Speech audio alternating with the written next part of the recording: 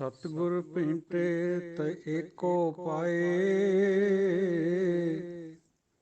बिचों दूजा ठाक रहाए। हों मैं बिचों खोवै, दूजा मेटै एको होवै। घर ही माहे दूजै पाए अनेरा, चानण होवै छोड़ै हਉਮੈ मेरा। एको सेवी सदा थिर साचा, दूजै लागा सब जग काचा। ਦੈਂਤ ਪੁੱਤ ਕਰਮ ਧਰਮ ਕਿਛ ਸੰਜਮ ਨਾ ਪੜੈ, ਦੂਜਾ ਭਾਉ ਨ ਜਾਣੈ। ਏਕੋ ਪੜ੍ਹੈ ਏਕੋ ਨਾਉ ਬੂਝੈ, ਦੂਜਾ ਅਵਰ ਨਾ ਜਾਣੈ। ਮਤ ਜਾਣੋ ਜਗ ਜੀਵਦਾ, ਦੂਜੈ ਭਾਏ ਮੁਆਸ। ਸ਼ਲੋਕ ਮਹਲਾ ਦੂਜਾ। ਇਹ ਕਨੇਹੀ ਚਾਕਰੀ, ਇਹ ਕਨੇਹੀ ਦਾਤ, ਆਪਸ ਤੇ ਜੋ ਪਾਈਐ। ਨਾਨਕ ਸਾ ਕਰਮਾਤ, ਸਾਹਿਬ ਤੁਠੈ ਜਿਉ ਮਿਲੈ। ਮਹਲਾ ਦੂਜਾ। ਇਹ ਕਨੇਹੀ ਚਾਕਰੀ, ਜਿਤ ਭਉ ਖਸਮ ਨ ਜਾਏ।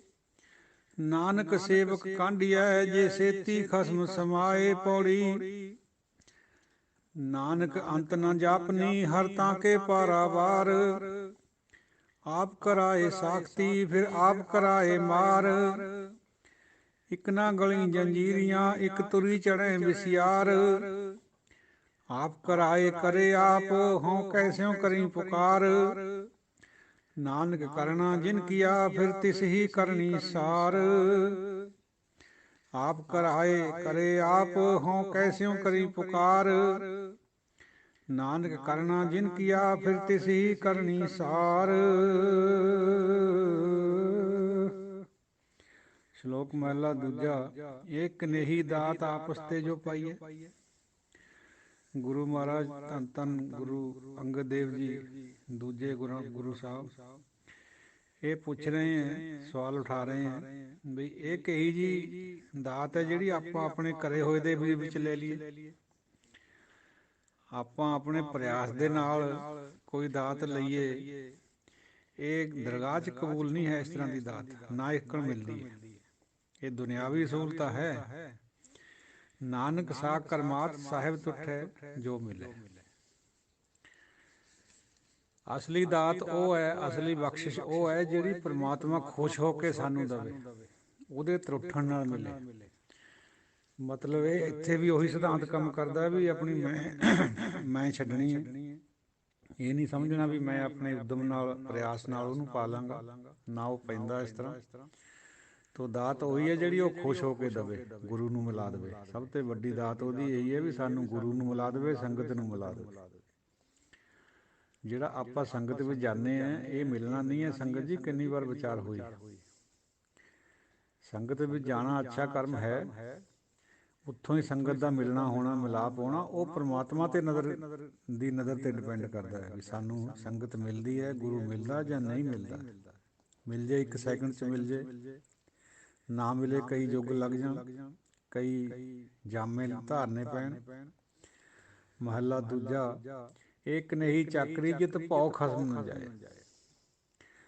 ਸਾਧ ਸੰਗਤ ਜੀਓ, ਪ੍ਰੇਮ ਦੇ ਰਸਤੇ ਵਿੱਚ ਜਦ ਕੋਈ ਬੰਦਾ ਕਿਸੇ ਦੀ ਨੌਕਰੀ ਚਾਕਰੀ ਕਰਨ ਲੱਗਦਾ ਹੈ, ਪਾਪ ਪ੍ਰਵਿਰਤੀ ਕਰਮ ਵਿੱਚ ਪ੍ਰਵੇਸ਼ ਹੁੰਦਾ ਹੈ, ਤਾਂ ਪਰਮਾਤਮਾ ਦਾ ਜਿਹੜਾ ਡਰ ਹੈ, ਨਿਰਮਲ ਭਉ ਹੈ, ਉਹ ਪੈਂਦਾ ਹੈ। ਹੌਲੀ ਹੌਲੀ ਸੇਵਾ ਕਰਦਿਆਂ ਕਰਦਿਆਂ ਮੈਂ ਘਟਦੀ ਫਿਰ ਪ੍ਰੇਮ ਪੈ ਜਾਂਦਾ। ਪ੍ਰੇਮ ਦੇ ਵਿੱਚ ਫਿਰ ਡਰ ਖਤਮ ਹੋ ਜਾਂਦਾ ਹੈ, ਕਿਉਂਕਿ ਇਹ ਦੁਨਿਆਵੀ ਤੌਰ 'ਤੇ ਵੀ ਦੇਖਿਆ ਜਾਂਦਾ ਹੈ ਅਤੇ ਭਗਤੀ ਦੇ ਮਾਰਗ ਵਿੱਚ ਵੀ ਇਸ ਤਰ੍ਹਾਂ ਹੀ ਹੈ ਬਈ ਜਦੋਂ ਬੰਦੇ ਨੂੰ ਦਾ ਬਹੁਤ ਪ੍ਰੇਮ ਪੈ ਜੇ ਕਿਸੇ ਮਾਲਕ ਨਾਲ, ਚਾਹੇ ਰੱਬ ਨਾਲ ਕਹੋ, ਉਹਦਾ ਡਰ ਹਟਣਾ ਬਹੁਤ ਸੌਖਾ ਹੋ ਜਾਂਦਾ। ਫਿਰ ਤਾਂ ਬਲਕਿ ਪ੍ਰੇਮ ਦੇ ਵਿੱਚ ਤਾਂ ਨਹੋਰਾ ਵੀ ਆ ਜਾਂਦਾ ਹੈ। ਪ੍ਰੇਮ ਵਿੱਚ ਦੂਜੀ ਤਰ੍ਹਾਂ ਨਹੀਂ, ਦੁਨਿਆਵੀ ਨਹੋਰਾ ਬਹੁਤ ਬੁਰੀ ਗੱਲ ਹੈ। ਜਿਹੜਾ ਪ੍ਰੇਮ ਦੇ ਵਿੱਚ ਨਹੋਰਾ ਮਾਰਨਾ, ਜਿਵੇਂ ਭਗਤ ਰਵਿਦਾਸ ਜੀ ਨੇ ਮਾਰਿਆ, ਜੋ ਪੇ ਹਮ ਨਾ ਪਾਪ ਕਰੰਤਾ ਅਹੇ ਅਨੰਤਾ ਪਤਿਤ ਪਾਵਨ ਨਾਮ ਕੈਸੇ ਹੁੰਤਾ। ਕਿਹਨੇ ਕਹਿਣਾ ਸੀ ਤੈਨੂੰ ਪਾਪੀਆਂ ਨੂੰ ਤਾਰਨੇ ਵਾਲਾ ਜੇ ਅਸੀਂ ਪਾਪ ਨਾ ਕਰਦੇ। ਇਹ ਹੈ ਪ੍ਰੇਮ। ਪ੍ਰੇਮ ਦੀ ਅਵਸਥਾ 'ਚ ਬੱਚਾ ਆਪਣੇ ਬਾਪ ਦੇ ਮੋਢੇ 'ਤੇ ਵੀ ਜਾ ਬਹਿੰਦਾ ਹੈ। ਉਹ ਬਿਠਾਲਣਾ ਚਾਹੁੰਦਾ ਹੁੰਦਾ ਅਤੇ ਉਹ ਬੈਠਣਾ ਚਾਹੁੰਦਾ ਹੁੰਦਾ। ਡਰ ਨਹੀਂ ਰਹਿੰਦਾ ਹੁੰਦਾ। ਫਿਰ ਪ੍ਰੇਮ ਵਰਤਦਾ, ਕੇਵਲ ਪ੍ਰੇਮ। ਇਹ ਅਖੀਰਲੀ ਅਵਸਥਾ ਹੈ ਜਿਹੜੀ ਪ੍ਰੇਮ ਦੇ ਮਾਰਗ ਵਿੱਚ ਆਉਂਦੀ ਹੈ। ਨਾਨਕ ਸੇਵਕ ਕਾਂਡੀਐ ਜੇ ਸੇਤੀ ਖਸਮ ਸਮਾਏ। ਡਰ ਨਿਕਲ ਕੇ ਜਦੋਂ ਖਸਮ ਦੇ ਨਾਲ ਮੇਲ ਹੋ ਜਾਂਦਾ ਬੰਦੇ ਦਾ ਆਤਮਿਕ ਤੌਰ 'ਤੇ, ਉਹਨੂੰ ਸੇਵਕ ਕਿਹਾ ਜਾਂਦਾ। ਸੇਵਕ ਤਾਂ ਵੈਸੇ ਆਪਾਂ ਤਕਰੀਬਨ ਸਾਰੇ ਹੀ ਸਮਝਦੇ ਹਾਂ ਆਪਣੇ ਆਪ ਨੂੰ, ਸ਼ਾਇਦ ਗਲਤ ਫਹਿਮੀ ਹੈ ਇਹ। ਸੇਵਕ ਉਹੀ ਹੁੰਦਾ ਹੈ ਦੂਜੀ ਸੇਵਾ ਜੀਵਨ ਬਿਰਥਾ। ਦੂਜੀ ਕਿਸੇ ਵੀ ਸੇਵਾ 'ਚ ਜੀਵਨ ਬਿਰਥ ਜਾਂਦਾ ਹੈ। ਕੇਵਲ ਇੱਕ ਦੀ ਸੇਵਾ। ਹਰ ਕੀ ਤੁਮ ਸੇਵਾ ਕਰਿਓ, ਦੂਜੀ ਸੇਵਾ ਨਾ ਕਰਿਓ ਕੋਈ ਜੀ। ਹਰ ਕੀ ਸੇਵਾ ਤੇ ਮਨੋ ਚਿੰਦਿਆ ਫਲ ਪਾਈਐ, ਦੂਜੀ ਸੇਵਾ ਜਨਮ ਬਿਰਥਾ ਜਾਏ ਜੀ। ਉਹ ਸੇਵਕ ਬਣਦਾ ਹੈ ਜਿਹਦੀ ਅੰਦਰੋਂ ਹਉਮੈ ਟੁੱਟ ਜਾਏ, ਤੋੜ ਦੇਵੇ ਉਹ। ਦੂਜਾ ਸੇਵਾ ਸੰਭਾਲ ਕਰ ਸਕਦਾ ਦੁਨਿਆਵੀ ਤੌਰ 'ਤੇ, ਸੇਵਕ ਨਹੀਂ ਆਖਿਆ ਜਾਂਦਾ। ਸੇਵਕ ਦਾ ਦਰਜਾ ਬਹੁਤ ਉੱਚਾ ਹੈ, ਜਿਹਨੂੰ ਜਨ ਕਿਹਾ ਜਾਂਦਾ ਗੁਰਬਾਣੀ 'ਚ। ਉਹ ਬਹੁਤ ਉੱਚਾ ਦਰਜਾ ਹੈ। ਕਈ ਦਫਾ ਦਾਸਰੇ ਨੇ ਸੁਣਿਆ ਇਸ ਤਰ੍ਹਾਂ ਕਹਿੰਦਿਆਂ ਨੂੰ ਵੀ ਬਿਰਥੀ ਕਦੇ ਨਾ ਹੋ ਬਈ ਜਨ ਕੀ ਅਰਦਾਸ। ਉਹ ਭਾਈ ਅਸੀਂ ਜਨ ਹੈ ਨਹੀਂ ਹੈ, ਇਹ ਅਵਸਥਾ ਚੌਥੀ 'ਚੋਂ ਨਿਕਲੀ ਹੋਈ ਤੁਕ ਹੈ, ਮਹਾਂਵਾਕ ਹੈ। ਜਨ ਦੀ ਅਰਦਾਸ ਨਹੀਂ ਬਿਰਥੀ ਜਾਂਦੀ। ਅਸੀਂ ਆਪਣੇ ਆਪ ਨੂੰ ਜਨ ਸਮਝ ਕੇ ਬੈਠ ਗਏ, ਆਪਣੇ ਨਾਲ ਜੋੜ ਲਈ ਗੱਲ ਹੈ। ਇੱਥੇ ਭੇਦ ਹੈ ਇਹ ਗੱਲ 'ਚ। ਸਾਡੇ ਆਪਣੇ ਪਿੰਡ 'ਚ ਇੱਕ ਫੌਜੀ ਸਾਹਿਬ ਹੁੰਦੇ ਸੀ, ਹੁਣ ਨਹੀਂ ਹੈ ਉਹ। ਪ੍ਰੇਮ ਸੀ ਦਾਸਰੇ ਦਾ, ਪਰ ਉਹ ਕਈ ਦਫਾ ਬਹੁਤ ਇਹੋ ਜਿਹੀਆਂ ਗੱਲਾਂ ਅਟਪਟੀਆਂ ਜਿਹੀਆਂ ਕਰਕੇ ਪੁੱਛਣ ਖਾਤਰ ਜਾਂ ਮਨ ਬਹਿਲਾਵੇ ਖਾਤਰ ਇਸ ਤਰ੍ਹਾਂ ਕਰ ਲਿਆ ਕਰਦਾ ਸੀ। ਉਹ ਕਹਿੰਦਾ ਜੀ ਬਿਰਥੀ ਕਦੇ ਨਾ ਹੋਵਈ ਜਨ ਕੀ ਅਰਦਾਸ। ਵੀ ਗੁਰਬਾਣੀ ਕਹਿੰਦੀ ਹੈ ਸਾਡੀ ਅਰਦਾਸ ਤਾਂ ਸਫਲ ਹੋਣੀ ਓ ਹੋਣੀ ਹੈ। ਦਾਸਰੇ ਨੂੰ ਵੀ ਹਾਸੀ ਆ ਗਈ। ਮੈਂ ਕਿਹਾ ਫੌਜੀ ਸਾਹਿਬ ਤੁਸੀਂ ਜਨ ਹੈ ਜਾਂ ਮੈਂ ਜਨ ਹੈ। ਕਹਿੰਦਾ ਹੋਰ ਜਨ ਕੌਣ ਹੁੰਦਾ, ਗੁਰਦੁਆਰੇ ਜਾਈਦਾ, ਅੰਮ੍ਰਿਤਧਾਰੀ ਹੈ, ਸਭ ਕੁਛ ਹੈ। ਮੈਂ ਕਿਹਾ ਨਹੀਂ ਨਹੀਂ, ਇਹ ਤਾਂ ਬਹੁਤ ਉਰਲੀਆਂ ਸਟੇਜਾਂ ਹੈ, ਸ਼ੁਰੂਆਤ ਹੈ ਇਹਦਾ। ਜਨਤਾ ਬਣਨਾ ਬਹੁਤ ਮੁਸ਼ਕਿਲ ਹੈ। ਜਨਤਾ ਜੇ ਗੁਰੂ ਬਣਾ ਲਵੇ, ਪਰਮਾਤਮਾ ਬਖਸ਼ਿਸ਼ ਕਰਕੇ ਗੁਰੂ ਨੂੰ ਮਿਲਾ ਦੇਵੇ। ਕਹਿੰਦਾ ਮਿਲੇ ਹੋਏ ਤਾਂ ਹੈ ਗੁਰੂ ਨੂੰ, 2 ਟਾਈਮ ਜਾਂਦੇ ਉਹਦੇ ਕੋਲ। ਮੈਂ ਕਿਹਾ ਨਹੀਂ, ਇਹ ਮਿਲਾਪ ਨਹੀਂ ਹੈ। ਜੇ ਉੱਥੇ ਵੀ ਬੈਠੇ ਰਹੋ ਸਾਰਾ ਦਿਨ ਤਾਂ ਵੀ ਮਿਲਾਪ ਨਹੀਂ ਹੈ। ਮਨ ਤਾਂ ਅੰਤਰਾਤਮਾ ਹੋਣਾ। ਅੰਤਰਾਤਮਾ ਜੋ ਮਿਲਿਆ ਮਿਲਿਆ ਕਹੀਏ ਸੋਏ। ਕਹਿੰਦਾ ਫਿਰ ਇਹਨਾਂ ਚੀਜ਼ਾਂ ਦਾ ਸਾਨੂੰ ਕਿਵੇਂ ਪਤਾ ਲੱਗੂ। ਮੈਂ ਕਿਹਾ ਫਿਰ ਪਤਾ ਜੇ ਲੱਗ ਗਿਆ ਫਿਰ ਸਾਰੇ ਸੰਸਾਰ ਨੂੰ ਇਹਨਾਂ ਲੱਗ ਜੂ ਗੱਲ ਦਾ। ਇਹ ਤਾਂ ਈਸੋਟੈਰਿਕ ਗੱਲ ਹੈ, ਐਕਸੋਟੈਰਿਕ ਥੋੜ੍ਹੀ ਹੈ ਵੀ ਸਾਰੇ ਸਮਝੂਗੇ ਨਾ ਪ੍ਰੈਕਟੀਕਲਾਂ ਨੂੰ, ਜਿਵੇਂ ਫਿਜ਼ਿਕਸ ਕੈਮਿਸਟਰੀ 'ਚ ਕਰਦੇ ਹਾਂ। ਇਹ ਤਾਂ ਬਹੁਤ ਮੁਸ਼ਕਿਲ ਬਾਤ ਹੈ। ਕਿਸੇ ਪਰ ਬਖਸ਼ਿਸ਼ ਹੋ ਜਾਏ ਤਦ ਹੀ ਸਮਝ ਆ ਸਕਦੀ ਹੈ। ਕਹਿਣ ਦੀ ਗੱਲ ਨਹੀਂ ਹੈ, ਇੰਜੋਏ ਕਰਨ ਦੀ ਗੱਲ ਹੈ, ਮਾਣਨ ਦੀ ਗੱਲ ਹੈ। ਫਿਰ ਕੁਝ ਸਮਝ ਆਈ ਹੋਣੀ ਹੈ, ਪਰ ਬਹੁਤੀ ਤਾਂ ਨਹੀਂ ਜਾਣੀ। ਫਿਰ ਵੀ ਅਗਰ ਵਿੱਚੋਂ ਸਵਾਲ ਪੁੱਛਦਾ ਰਿਹਾ, ਪਰ ਇਹ ਸਾਨੂੰ ਇੱਕ ਭੁਲੇਖਾ ਹੈ। ਇਹ ਤਾਂ ਇੱਕ ਮਿਸਾਲ ਹੈ ਫੌਜੀ ਸਾਹਿਬ ਦੀ। ਤਾਂ ਵੈਸੇ ਵੀ ਇਹ ਭੁਲੇਖਾ ਹੈ ਬੰਦੇ ਨੂੰ ਵੀ ਮੈਂ ਜਨ ਹੈ, ਮੈਂ ਸੇਵਕ ਹੈ। ਨਹੀਂ ਹੈ ਭਾਈ, ਸੇਵਕ ਕੋਈ ਨਹੀਂ ਇਸ ਤਰ੍ਹਾਂ ਬਣਦਾ। ਪੌੜੀ ਨਾਨਕ ਅੰਤ ਨਾ ਜਾਪ ਨਹੀਂ, ਹਰ ਤਾਂ ਕੇ ਪਾਰਾਵਾਰ। ਪਾਤਸ਼ਾਹ ਫਰਮਾਉਂਦੇ ਹੈ ਬਈ ਉਹਦਾ ਕੋਈ ਅੰਤ ਬੰਦਾ ਨਹੀਂ ਜਾਣ ਸਕਦਾ, ਨਾ ਉਰਾਰ ਨਾ ਪਾਰ। ਇਹ ਉਹ ਕਿਤਾਬ ਹੈ ਜਿਹਦਾ ਨਾ ਪਹਿਲੇ ਪੰਨੇ ਹੈ ਨਾ ਪਿਛਲੇ ਪੰਨੇ ਹੈ। ਪਤਾ ਹੀ ਨਹੀਂ ਲੱਗਦਾ ਵੀ ਕਿੱਥੇ ਹੈ, ਕਿਵੇਂ ਹੈ, ਕਿਵੇਂ ਸ਼ੁਰੂ ਹੋਇਆ, ਕਿੱਥੇ ਤੱਕ ਜਾਣਾ ਹੈ, ਕਿੰਨਾ ਚਿਰ ਰਹੂਗਾ, ਸਦਾ ਰਹੂਗਾ। ਇਹ ਸਾਡੀ ਸਮਝ ਤੋਂ ਪਾਰ ਦੀਆਂ ਬਾਤਾਂ। ਆਪ ਕਰਾਏ ਸਾਖਤੀ ਫਿਰ ਆਪ ਕਰਾਏ ਮਾਰ। ਇਹ ਜਿਹੜਾ ਸਾਖਤੀ ਸ਼ਬਦ ਹੈ ਸਾਧ ਸੰਗਤ ਜੀ, ਉਹ ਇਹ ਫਾਰਸੀ ਦਾ ਸ਼ਬਦ ਹੈ। ਇਹਦਾ ਮਤਲਬ ਹੁੰਦਾ ਬਣਾਵਟ, ਬਣਾਉਣਾ। ਆਪਾਂ ਤਾਂ ਸ਼ਕਤੀ ਕਹਿੰਦੇ ਜ਼ੋਰ ਜ਼ਬਰਦਸਤੀ ਕਰਨ ਨੂੰ। ਫਾਰਸੀ ਦੇ ਵਿੱਚ ਸਾਖਤੀ ਦਾ ਮਤਲਬ ਹੁੰਦਾ ਬਣਾਵਟ। ਪਰਮਾਤਮਾ ਆਪੇ ਸਾਜਦਾ, ਆਪੇ ਮਾਰ ਦਿੰਦਾ।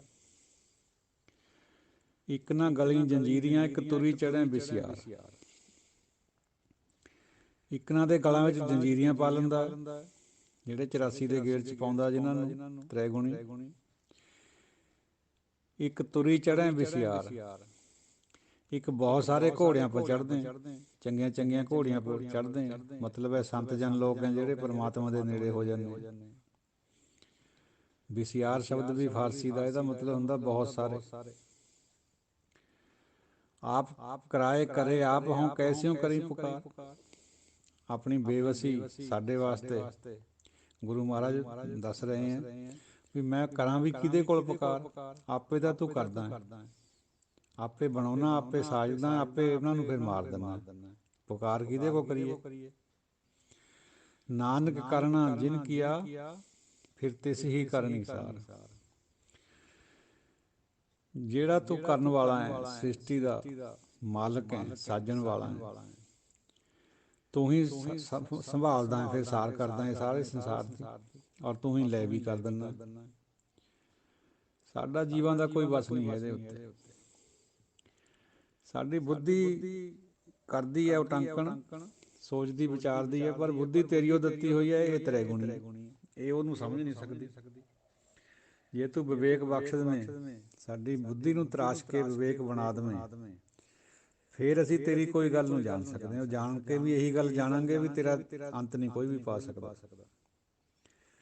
ਇੱਕ ਮਛਲੀ, ਇੱਕ ਦਰਿਆ, ਸਮੁੰਦਰ ਦਾ ਅੰਤ ਕਿਵੇਂ ਪਾ ਸਕਦੇ? ਨਹੀਂ ਪਾ ਸਕਦੇ। ਜਾਣ ਸਕਦੇ ਹਾਂ, ਵਿੱਚ ਸਮਾ ਸਕਦੇ ਹਾਂ, ਲੇਕਿਨ ਅੰਤ ਨਹੀਂ ਪਾ ਸਕਦੇ।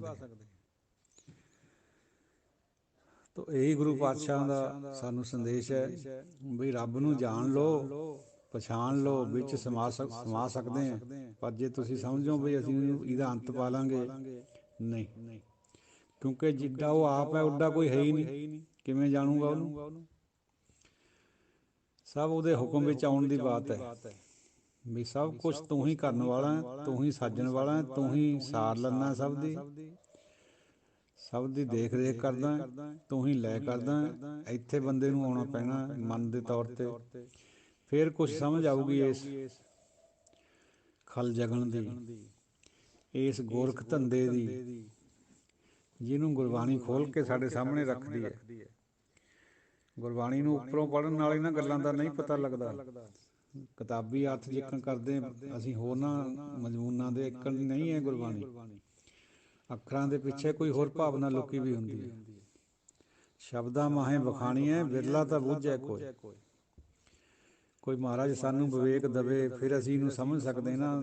ਇਹ ਜਿਹੜੇ ਸ਼ਬਦ ਲਿਖੇ ਹੋਏ ਹੁੰਦੇ, ਵਿਆਖਿਆ ਤਾਂ ਸ਼ਬਦਾਂ ਵਿੱਚ ਹੀ ਹੁੰਦੀ ਹੈ। ਵੇਦ ਸ਼ਾਸਤਰ ਸਭ ਅੱਖਰਾਂ 'ਚ ਲਿਖੇ ਹੋਏ ਹੈ, ਪਰ ਇਹਦੇ ਪਿੱਛੇ ਭਾਵਨਾ ਜਿਹੜੀ ਹੁੰਦੀ ਹੈ ਉਹ ਹੋਰ ਹੁੰਦੀ ਹੈ ਅੱਖਰਾਂ 'ਚ। ਉਹ ਵਿਵੇਕ ਤੋਂ ਬਿਨਾਂ ਸਮਝ ਨਹੀਂ ਆਉਂਦੀ, ਉਹਨੂੰ ਬੁੱਧੀ ਨਹੀਂ ਸਮਝ ਸਕਦੀ, ਸਗੋਂ ਉਲਟਾ ਅਰਥ ਲਗਾ ਲਏਗੀ। ਸੋ ਗਾਥਾ ਗੂੜ ਅਪਾਰੰਗ ਸਮਝਣਾ ਵਿਰਲਾ ਜਨੈ, ਆਪਾਂ ਨੇ ਪੜ੍ਹਿਆ ਪਹਿਲਾਂ ਗਾਥਾ 'ਚ, ਸੰਸਕ੍ਰਿਤੀ 'ਚ। ਇਹ ਜਿਹੜੀ ਗਾਥਾ ਹੈ, ਕਥਾ ਹੈ, ਇਹ ਗੂੜ ਅਪਾਰ ਹੈ, ਨਾ ਸਮਝ ਆਉਣ ਵਾਲੀ ਹੈ, ਗੋਹਜ ਹੈ। ਕੋਈ ਵਿਰਲਾ ਸਮਝਦਾ ਜਿਹਨੂੰ ਉਹ ਆਪ ਸਮਝਾਵੇ, ਉਹਦੀ ਬਖਸ਼ਿਸ਼ ਤੋਂ ਬਿਨਾਂ ਇਹ ਸਮਝੀ ਨਹੀਂ ਜਾ ਸਕਦੀ। ਜੇ ਸਮਝ ਆ ਗਈ ਤਾਂ ਬੰਦਾ ਚੌਥਾ ਪਾਦ ਗ੍ਰਹਿਣ ਕਰ ਸਕਦਾ, ਤਾਂ ਗੁਰੂ ਨੂੰ ਮਿਲ ਸਕਦਾ, ਅਦਰਵਾਈਜ਼ ਨਹੀਂ, ਬਹੁਤ ਮੁਸ਼ਕਿਲ ਹੈ ਇਹ ਬਾਤ। ਇਹ ਆਮ ਸੰਸਾਰੀ ਪੜ੍ਹਾਈ ਨਹੀਂ ਹੈ। ਤਿੰਨ ਕਿਸਮ ਦੀਆਂ ਵਿਦਿਆ ਸਾਧ ਸੰਗਤ ਜੀਓ। ਇੱਕ ਤਾਂ ਆਮ ਵਿਦਿਆ ਜਿਹਨੂੰ ਕੋਈ ਵੀ ਗ੍ਰਹਿਣ ਕਰ ਸਕਦਾ, ਇੱਕ ਹੁੰਦੀ ਹੈ ਆਤਮਿਕ ਵਿਦਿਆ। ਆਤਮਿਕ ਵਿਦਿਆ ਸਤੋਗੁਣੀ ਪੁਰਸ਼ਾਂ ਤੋਂ ਮਿਲ ਜਾਂਦੀ ਹੈ ਸਾਨੂੰ। ਪਾਪ ਪੁੰਨ ਦੀ ਵਿਚਾਰ ਦਾ ਪਤਾ ਲੱਗ ਜਾਂਦਾ, ਕੁਛ ਨਾ ਕੁਛ ਸੇਧ ਦੁਨੀਆ ਤੋਂ ਨਿਰਾਲੀ ਬਣ ਜਾਂਦੀ ਹੈ ਬੰਦੇ ਦੀ, ਅੰਤਰਮੁਖੀ ਵੀ ਹੋ ਜਾਂਦਾ ਹੈ। ਪਰ ਉਹ ਵੀ ਅਸਲੀ ਗਿਆਨ ਨਹੀਂ ਹੈ। ਪਾਪ ਪੁੰਨ ਤੱਕ ਦੀਆਂ ਵਿਚਾਰਾਂ ਜਿਹੜੀਆਂ ਹੁੰਦੀਆਂ ਸਤੋਗੁਣ 'ਚ, ਉਹ ਵੀ ਆਖਰੀ ਹੱਦ ਨਹੀਂ ਹੈ। ਆਖਰੀ ਹੱਦ ਹੁੰਦੀ ਹੈ ਹਲਾਦਨੀ ਵਿਦਿਆ। ਹਲਾਦਨੀ ਵਿਦਿਆ ਹੁੰਦੀ ਹੈ ਗੋਹਜ ਵਿਦਿਆ, ਜਿਹੜੀ ਸਾਡੇ ਵੱਸ ਦੀ ਗੱਲ ਨਹੀਂ, ਸਾਨੂੰ ਸੰਗਤ ਦੇ ਵਿੱਚ ਕਿਸੇ ਗੁਰਮੁਖ ਬਖਸ਼ੇ ਹੋਏ ਤੋਂ ਮਿਲਦੀ ਹੈ, ਪ੍ਰਾਪਤ ਹੁੰਦੀ ਹੈ। ਕਿਉਂਕਿ ਗੁਰਬਾਣੀ 'ਚੋਂ ਵਿਦਿਆ ਹੈ, ਪਰ ਉਹਨੂੰ ਸਮਝਣਾ ਸਾਡੇ ਪਹੁੰਚ ਤੋਂ ਬਾਹਰ ਹੈ। ਉਹਨੂੰ ਸਮਝਾਉਣ ਖਾਤਰ ਕਿਸੇ ਕਾਮਲ ਪੁਰਸ਼ ਦੀ, ਕਿਸੇ ਗੁਰਮੁਖ ਦੀ, ਗੁਰੂ ਦੀ ਲੋੜ ਪੈਂਦੀ ਹੈ। ਇਸੇ ਕਰਕੇ ਸੰਗਤ ਜ਼ਰੂਰੀ ਹੈ। ਅੱਜ ਕੱਲ੍ਹ ਇੱਕ ਐਸਾ ਵੀ ਖਿਆਲ ਚੱਲ ਰਿਹਾ ਹੈ ਸਿੱਖ ਜਗਤ ਵਿੱਚ ਵੀ ਵਿਚੋਲੇ ਦੀ ਲੋੜ ਨਹੀਂ ਹੈ, ਬਸ ਗੁਰਬਾਣੀ ਔਰ ਪਰਮਾਤਮਾ। ਉਹ ਭਾਈ ਇਹ ਗੱਲ ਅੱਗੇ ਜਾ ਕੇ ਠੀਕ ਹੋਊਗੀ ਜਦੋਂ ਅਵਸਥਾ ਪੂਰੀ ਬਣ ਗਈ। ਪਹਿਲਾਂ ਤਾਂ ਲੋੜ ਪੈਣੀਓ ਪੈਣੀ ਹੈ, ਕਿਸੇ ਰਮੇ ਹੋਏ ਦੀ ਲੋੜ ਪੈਂਦੀ ਹੈ। ਕਿਉਂਕਿ ਜਿਹੜਾ ਆਪ ਨਹੀਂ ਲੰਘਿਆ, ਜੇ ਤੂੰ ਤਾਰੂ ਪਾਣ ਤਾਹੂੰ ਪੁੱਛ ਤੜਨ ਕੱਲ। ਪਹਿਲਾਂ ਤਿਰਦੇ ਜਿਹੜੇ ਰੋਜ਼ ਲੰਘਦੇ ਪੱਤਣ ਨੂੰ, ਉਹਨਾਂ ਨੂੰ ਪੁੱਛ ਲੈ ਕਿਵੇਂ ਤਰਨਾ ਹੈ, ਨਹੀਂ ਡੁੱਬ ਜਾਏਗਾ। ਫਿਰ ਉਹੀ ਗੱਲ ਹੈ ਵੀ ਜਾਂ ਕੁਆਰੀ ਤਾਂ ਚਾਓ, ਵਿਵਾਹੀ ਤਾਂ ਮਾਮਲੇ। ਫਰੀਦਾ ਇਹੋ ਪਛੋਤਾਓ, ਵੱਤ ਕੁਆਰੀ ਨਾ ਥੀ। ਨਵਾਂ ਜਦੋਂ ਇਸ ਫੀਲਡ ਵਿੱਚ ਬੰਦਾ ਚੱਲਦਾ ਹੈ, ਧਾਰਮਿਕ ਫੀਲਡ ਵਿੱਚ, ਬੜਾ ਚਾਅ ਹੁੰਦਾ ਹੈ ਵੀ ਮੈਂ ਤਾਂ ਐਂ ਕਰ ਲੂੰਗਾ, ਐਂ ਛੇਤੀ ਹੋ ਜਾਊਗਾ, ਮੈਂ ਸਾਰਿਆਂ ਨੂੰ ਗੱਲ ਮਨਾ ਦੂੰਗਾ ਆਪਣੀ। ਨਹੀਂ, ਇਸ ਤਰ੍ਹਾਂ ਹੁੰਦਾ ਹੈ। ਉਹਦਾ ਹੁਕਮ ਵੀ ਤਾਂ ਨਾਲ ਚੱਲਦਾ ਵੀ ਇਹ ਕਿਸੇ ਵਿਰਲੇ ਨੇ ਸਮਝਣਾ। ਸਮਝਾ ਆਪ ਮੈਂ ਸਾਰਿਆਂ ਨੂੰ ਰਿਹਾ ਹੁੰਦਾ ਬੰਦਾ, ਪਰ ਸਮਝਦਾ ਕੋਈ ਵਿਰਲਾ ਹੀ ਹੁੰਦਾ। ਗੁਰੂ ਨਾਨਕ ਪਾਤਸ਼ਾਹ 40,000 ਮੀਲ ਪੈਦਲ ਚੱਲ ਕੇ ਗਏ ਇੱਧਰ ਉੱਧਰ ਸਮਝਾਉਣ ਖਾਤਰ, ਕਿੰਨਿਆਂ ਨੇ ਸਮਝਿਆ? ਇਹ ਸੋਚਣ ਵਾਲੀ ਬਾਤ ਹੈ। ਇਹ ਬਹੁਤ ਔਖੀ ਗੋਜ ਵਿਦਿਆ ਹੈ, ਇਹਨੂੰ ਸਮਝਣਾ ਬੜਾ ਮੁਸ਼ਕਲ ਹੈ। ਹਰ ਬੰਦਾ ਨਹੀਂ ਸਮਝ ਸਕਦਾ। ਜੇ ਸਮਝ ਵੀ ਜਾਊਗਾ ਤਾਂ ਉਹਦਾ ਪ੍ਰੈਕਟੀਕਲ ਨਹੀਂ ਕਰ ਸਕਦਾ। ਪ੍ਰੈਕਟੀਕਲ ਕਰੇ ਤੋਂ ਬਿਨਾਂ ਅਸਲੀ ਸਮਝ ਨਹੀਂ ਪੈਣੀ ਹੈ। ਅੱਖਰੀ ਸਮਝ ਲੈਣਾ ਗੱਲ ਹੋਰ ਹੈ, ਅੱਖਰਾਂ 'ਚ ਕਰਕੇ ਦੇਖਣਾ ਉਹ ਗੱਲ ਹੋਰ ਹੈ। ਭਾਈ ਨੰਦ ਲਾਲ ਜੀ ਫਰਮਾਉਂਦੇ ਹੈ ਬਈ ਜਿਹੜੇ ਸਿਰਫ ਬੰਦਗੀ ਕਰਨ ਵਾਲੇ, ਇੱਧਰ ਨੂੰ ਤੁਰਨੇ ਵਾਲੇ ਹਜ਼ਾਰਾਂ ਲੱਖਾਂ ਦੀ ਗਿਣਤੀ 'ਚ, ਉਹ ਪਰਮਾਤਮਾ ਦੇ ਰਸਤੇ ਪਰ ਹੈ। ਉਹ ਪਰਮਾਤਮਾ ਦਾ ਰਸਤਾ ਜਾਣਦੇ। ਜਿਹੜੇ ਆਸ਼ਿਕ ਹੈ, ਪਹੁੰਚੇ ਹੋਏ ਹੈ, ਉਹ ਪ੍ਰੇਮ ਦੀ ਗਲੀ ਦੇ ਵਿੱਚ ਜਾ ਕੇ ਆਪਣੇ ਪ੍ਰੇਮੀ ਦੇ ਦੁਆਰੇ 'ਤੇ ਜਾਂਦੇ, ਭਾਵੇਂ ਸਿਰ ਵੀ ਫੁੱਟ ਜੇ ਉੱਥੇ ਜਾ ਕੇ। ਕਿਉਂਕਿ ਸੰਸਾਰ ਨੂੰ ਸਮਝ ਨਹੀਂ ਹੁੰਦੀ ਇਸ ਗੱਲ ਦੀ। ਸੰਸਾਰ ਨਹੀਂ ਤਾਂ ਤਵੀ 'ਤੇ ਬਿਠਾਏ ਮਹਾਂਪੁਰਸ਼ਾਂ ਨੂੰ ਬਿਠਾਇਆ। ਸੰਸਾਰ ਨਹੀਂ ਚਾਂਦਨੀ ਚੌਕ ਦਾ ਸਾਕਾ ਵਰਤਾਇਆ। ਸੰਸਾਰ ਨਹੀਂ ਮਨਸੂਰ ਨੂੰ ਸੂਲੀ ਚੜ੍ਹਾਇਆ। ਜਿਹੜੇ ਵੀ ਅੱਖਰਾਂ ਦੇ ਜਾਣਕਾਰ ਹੁੰਦੇ ਆ, ਆਰਫਾਂ ਰਾਸੂਏ ਬਾਸ਼ਦ ਲਜ਼ੀਜ਼। ਆਰਫ ਹੁੰਦੇ ਪੜ੍ਹੇ ਲਿਖੇ ਲੋਕ, ਜਿਹੜੇ ਗੁਰਦੁਆਰੇ ਸਾਹਿਬਾਨਾਂ 'ਚ, ਮਸੀਤਾਂ 'ਚ, ਮੰਦਰਾਂ ਵਿੱਚ ਆਪਣੇ ਧਾਰਮਿਕ ਗ੍ਰੰਥਾਂ ਦਾ ਪਾਠ ਕਰਦੇ ਹੈ ਔਰ ਮਾੜੀ ਮੋਟੀ ਆਪਣੀ ਮੱਤ ਦੇ ਅਨੁਸਾਰ ਵਿਚਾਰ ਕਰਦੇ ਹੈ। ਲੇਕਿਨ ਆਸ਼ਕਾਂ ਰਾ ਕੂਏ ਉਹ ਬਾਸ਼ਦ ਲਜ਼ੀਜ਼। ਕੂਏ ਮੈਨੇ ਗਲੀ ਹੁੰਦਾ ਫਾਰਸੀ 'ਚ।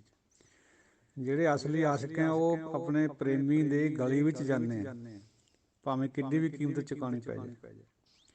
ਇਹ ਅੰਤਰ ਹੈ ਆਰਫਾਂ ਦਾ, ਪੜ੍ਹਿਆ ਹੋਇਆਂ ਦਾ, ਅਤੇ ਜਿਹੜੇ ਉਹਦੇ ਉੱਪਰ ਚੱਲਣ ਵਾਲਿਆਂ ਨੂੰ, ਜਿਹੜਾ ਚੱਲ ਕੇ ਪਹੁੰਚ ਗਏ ਆ ਉਹਦਾ ਮਾਰਗ। ਯਾਨੀ ਸੰਤ ਦਾ ਔਰ ਆਮ ਬੰਦੇ ਦਾ, ਪੜਾਕੂ ਦਾ ਇਹ ਫਰਕ ਹੁੰਦਾ।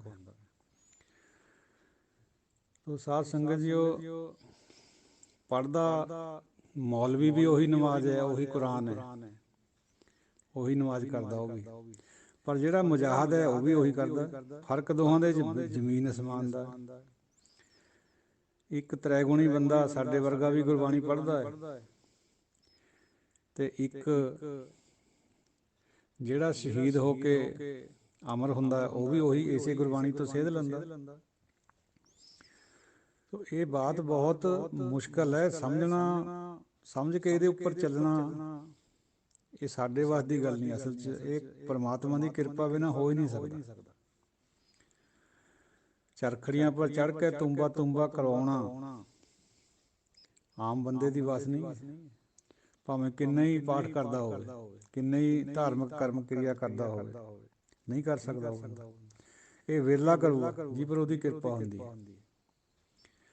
ਲੱਖਾਂ ਕਰੋੜਾਂ ਸਿੱਖ ਹੋਲੇ ਹੁਣ ਤੱਕ, ਸ਼ਹੀਦ ਕਿੰਨੇ ਗਏ ਗਿਣਤੀ ਨਹੀਂ ਹੈ। ਹਾਲਾਂਕਿ ਸਿੱਖ ਧਰਮ ਵਿੱਚ ਇੰਨੀ ਗਿਣਤੀ ਹੈ ਵੀ ਹੋਰ ਕਿਸੇ ਧਰਮ 'ਚ ਇੰਨੀ ਨਹੀਂ ਹੈ, ਪਰ ਫਿਰ ਵੀ ਇੱਕ ਆਮ ਸਿੱਖ ਨਾਲੋਂ ਤਾਂ ਬਹੁਤ ਘੱਟ ਹੁੰਦਾ ਜਿਹੜਾ ਸ਼ਹੀਦ ਹੁੰਦਾ। ਉਹ ਆਸ਼ਕ ਹੁੰਦਾ ਹੈ ਰੱਬ ਦਾ, ਉਹਨੂੰ ਮੌਤ ਦਾ ਡਰ ਨਹੀਂ ਹੁੰਦਾ। ਬਥੇਰਾ ਗੁਰੂ ਤੇਗ ਬਹਾਦਰ ਜੀ ਦੇ ਅੱਗੇ ਡਰਾਉਣ ਖਾਤਰ ਉਹਨਾਂ ਦੇ ਜਾਨ ਤੋਂ ਵੀ ਪਿਆਰੇ ਸਿੱਖਾਂ ਨੂੰ ਤਸੀਹੇ ਦਿੱਤੇ ਗਏ, ਜਾਣ ਕੇ ਦਿਖਾਇਆ ਗਿਆ ਵੀ ਇਹ ਡੋਲ ਜਾਣਗੇ। ਆਰਾ ਚਲਾਇਆ ਜਿਉਂਦੇ ਜੀ ਸਿਰ ਦੇ ਉੱਤੇ, ਰੂਈ 'ਚ ਲਪੇਟ ਕੇ ਅੱਗ ਲਗਾਈ ਔਰ ਉਬਲਦੇ ਦੇਗੇ ਦੇ ਵਿੱਚ ਉਬਾਲੇ ਗਏ ਭਾਈ ਦਇਆਲਾ ਜੀ ਵਰਗੇ। ਲੇਕਿਨ ਗੁਰੂ ਸਾਹਿਬ ਤਾਂ ਇੱਕ ਨਾਲ ਜੁੜੇ ਹੋਏ ਸੀ, ਆਪਣਾ ਸੀਸ ਪਹਿਲਾਂ ਹੀ ਤਲੀ ਪਰ ਰੱਖਿਆ ਹੋਇਆ, ਉਹਨਾਂ ਨੇ ਕਿਆ ਡਰਨਾ ਸੀ। ਅਖੀਰ ਨੂੰ ਉਹਨਾਂ ਦੇ ਨਾਲ ਵੀ ਉਹਨਾਂ ਨੇ ਜੋ ਕਰਨਾ ਸੀ ਕਰਿਆ, ਪਰ ਉਹ ਡਰੇ ਕੋਈ ਨਹੀਂ। ਸੋ ਉਹ ਬਾਤ ਹੁੰਦੀ ਹੈ ਜਿਹੜੀ ਅੰਦਰ ਦੀ ਗੱਲ ਹੈ, ਜਿਹਨੂੰ ਗੋਹਜ ਵਿੱਦਿਆ ਕਹਿੰਦੇ ਆ। ਉਹ ਹਰ ਇੱਕ ਦੇ ਵੱਸ ਦੀ ਗੱਲ ਨਹੀਂ ਹੁੰਦੀ ਹੈ। ਬੰਦਾ ਵਿੱਦਿਆ ਲੈ ਸਕਦਾ ਹੈ, ਕਿਸੇ ਹੱਦ ਤੱਕ ਆਤਮਿਕ ਵਿੱਦਿਆ ਵੀ ਲੈ ਸਕਦਾ ਹੈ, ਲੇਕਿਨ ਜਿਹੜੀ ਗੋਹਜ ਵਿੱਦਿਆ ਹੈ ਉਹ ਕਿਰਪਾ ਤੋਂ ਬਿਨਾਂ ਨਹੀਂ ਹੁੰਦੀ। ਉਹ ਬੰਦੇ ਦੇ ਵੱਸ ਦੀ ਗੱਲ ਨਹੀਂ, ਉਹ ਹਰ ਬੰਦੇ ਦੀ ਕਰਮਾਂ 'ਚ ਨਹੀਂ ਹੁੰਦੀ ਹੈ। ਜਿਹਦੇ ਪਿਛਲੇ ਕਰਮ ਹੋਵੇ ਪਰਮਾਤਮਾ ਦੀ ਹੋ ਜਾਏ ਕਿਰਪਾ, ਉਹਨੂੰ ਗੁਰੂ ਮਿਲਦਾ, ਫਿਰ ਉਹ ਇਸ ਗੋਹਜ ਵਿੱਦਿਆ ਨੂੰ ਜਾਣਦਾ। ਸਾਧ ਸੰਗਤ ਜੋ ਵਿਚਾਰ ਕਰਦੇ ਹਾਂ, ਬਹੁਤ ਸਾਰੀਆਂ ਗਲਤੀਆਂ ਹੋ ਜਾਂਦੀਆਂ, ਉਹਨਾਂ ਦੀ ਮੁਆਫੀ ਤੇ ਅਸੀਸ ਦੀ ਮੰਗ। ਔਰ ਕੱਲ੍ਹ ਦਾ ਦਿਨ ਰਹਿ ਗਈ ਹੈ ਵਿਚਾਰ 23 ਪੌੜੀਆਂ ਦੀ ਹੋਲੀ, ਇੱਕ ਪੌੜੀ ਰਹਿ ਗਈ ਹੈ, ਉਸ ਤੋਂ ਬਾਅਦ ਜੋ ਆਪ ਜੀ ਦਾ ਹੁਕਮ। ਵਾਹਿਗੁਰੂ ਜੀ ਕਾ ਖਾਲਸਾ, ਵਾਹਿਗੁਰੂ ਜੀ ਕੀ ਫਤਿਹ। ਵਾਹਿਗੁਰੂ ਜੀ ਕਾ ਖਾਲਸਾ, ਵਾਹਿਗੁਰੂ ਜੀ ਕੀ ਫਤਿਹ। ਸਿੰਘ ਸਾਹਿਬ ਗਿਆਨੀ ਗੁਰਵਿੰਦਰ ਸਿੰਘ ਜੀ ਦਾ ਧੰਨਵਾਦ ਕਰਦੇ ਹਾਂ। ਕਹਿਣ ਨੂੰ ਕੁਛ ਬਹੁਤਾ ਹੈ ਨਹੀਂ, ਉਹਨਾਂ ਨੇ ਸਾਰੀ ਗੱਲ ਵਿਆਖਿਆ ਕਰ ਦਿੱਤੀ ਹੈ। ਐਵੇਂ ਮਾੜਾ ਮੋਟੀ ਬਾਤ ਹੈ ਜਿਹੜੀ ਉਹ ਕਰ ਦਿੰਦਾ ਆਪ ਜੀ ਨਾਲ ਸਾਂਝੀ।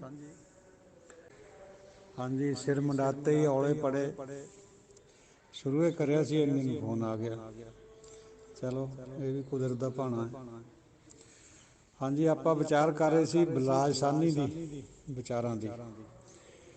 ਦੁਨੀਆ ਦੇ ਵਿੱਚ ਬਹੁਤਾਤ ਵਿੱਚ ਐਸੇ ਹੀ ਲੋਕ ਹੈ ਜਿਨ੍ਹਾਂ ਦੀ ਮੈਂਟੈਲਿਟੀ ਜਿਹੜੀ ਹੈ ਉਹ ਮਟੀਰੀਅਲਿਸਟਿਕ ਬਣ ਚੁੱਕੀ ਹੈ। ਪੱਛਮ ਵਿੱਚ ਤਾਂ ਖਾਸ ਕਰਕੇ ਮੈਟਰ ਦਾ ਹੀ, ਪਦਾਰਥ ਦਾ ਹੀ ਯੁੱਗ ਹੈ।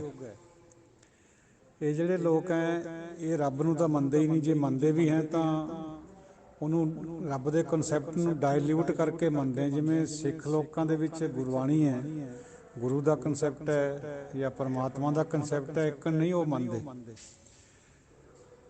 ਇਹ ਗੱਲ ਵੀ ਠੀਕ ਹੈ ਉਹਨਾਂ ਦੀ ਇੱਕ ਹੱਦ ਤੱਕ, ਵੀ ਜਿਹੜੇ ਧਰਮੀ ਬੰਦਿਆਂ ਨੂੰ ਉਹ ਦੇਖਦੇ ਆ ਉਹਨਾਂ ਦਾ ਚਾਲ ਚੱਲਣ ਠੀਕ ਨਹੀਂ ਹੈ। ਉਹਨਾਂ ਦਾ ਜਿਹੜਾ ਜ਼ਿੰਦਗੀ ਦਾ ਵਿਹਾਰ ਹੈ ਉਹ ਬਿਲਕੁਲ ਠੀਕ ਨਹੀਂ ਹੈ। ਝੂਠ, ਪਖੰਡ, ਹਿਪੋਕ੍ਰੇਸੀ ਸਾਰਾ ਕੁਛ ਹੈ ਉਹਨਾਂ ਕੋਲ।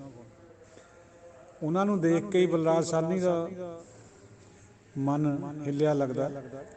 ਵੈਸੇ ਅਦਰਵਾਈਜ਼ ਬਾਤ ਇਹ ਨਹੀਂ ਹੈ। ਗੁਰਬਾਣੀ ਮੁਤਾਬਕ ਸਰਬ ਧਰਮ ਮੈਂ ਸ੍ਰੇਸ਼ਟ ਧਰਮ, ਹਰ ਕੋ ਨਾਮ ਜਪ ਨਿਰਮਲ ਕਰਮ। ਸੁਖਮਨੀ ਸਾਹਿਬ ਦਾ ਇਹ ਵਚਨ ਹੈ।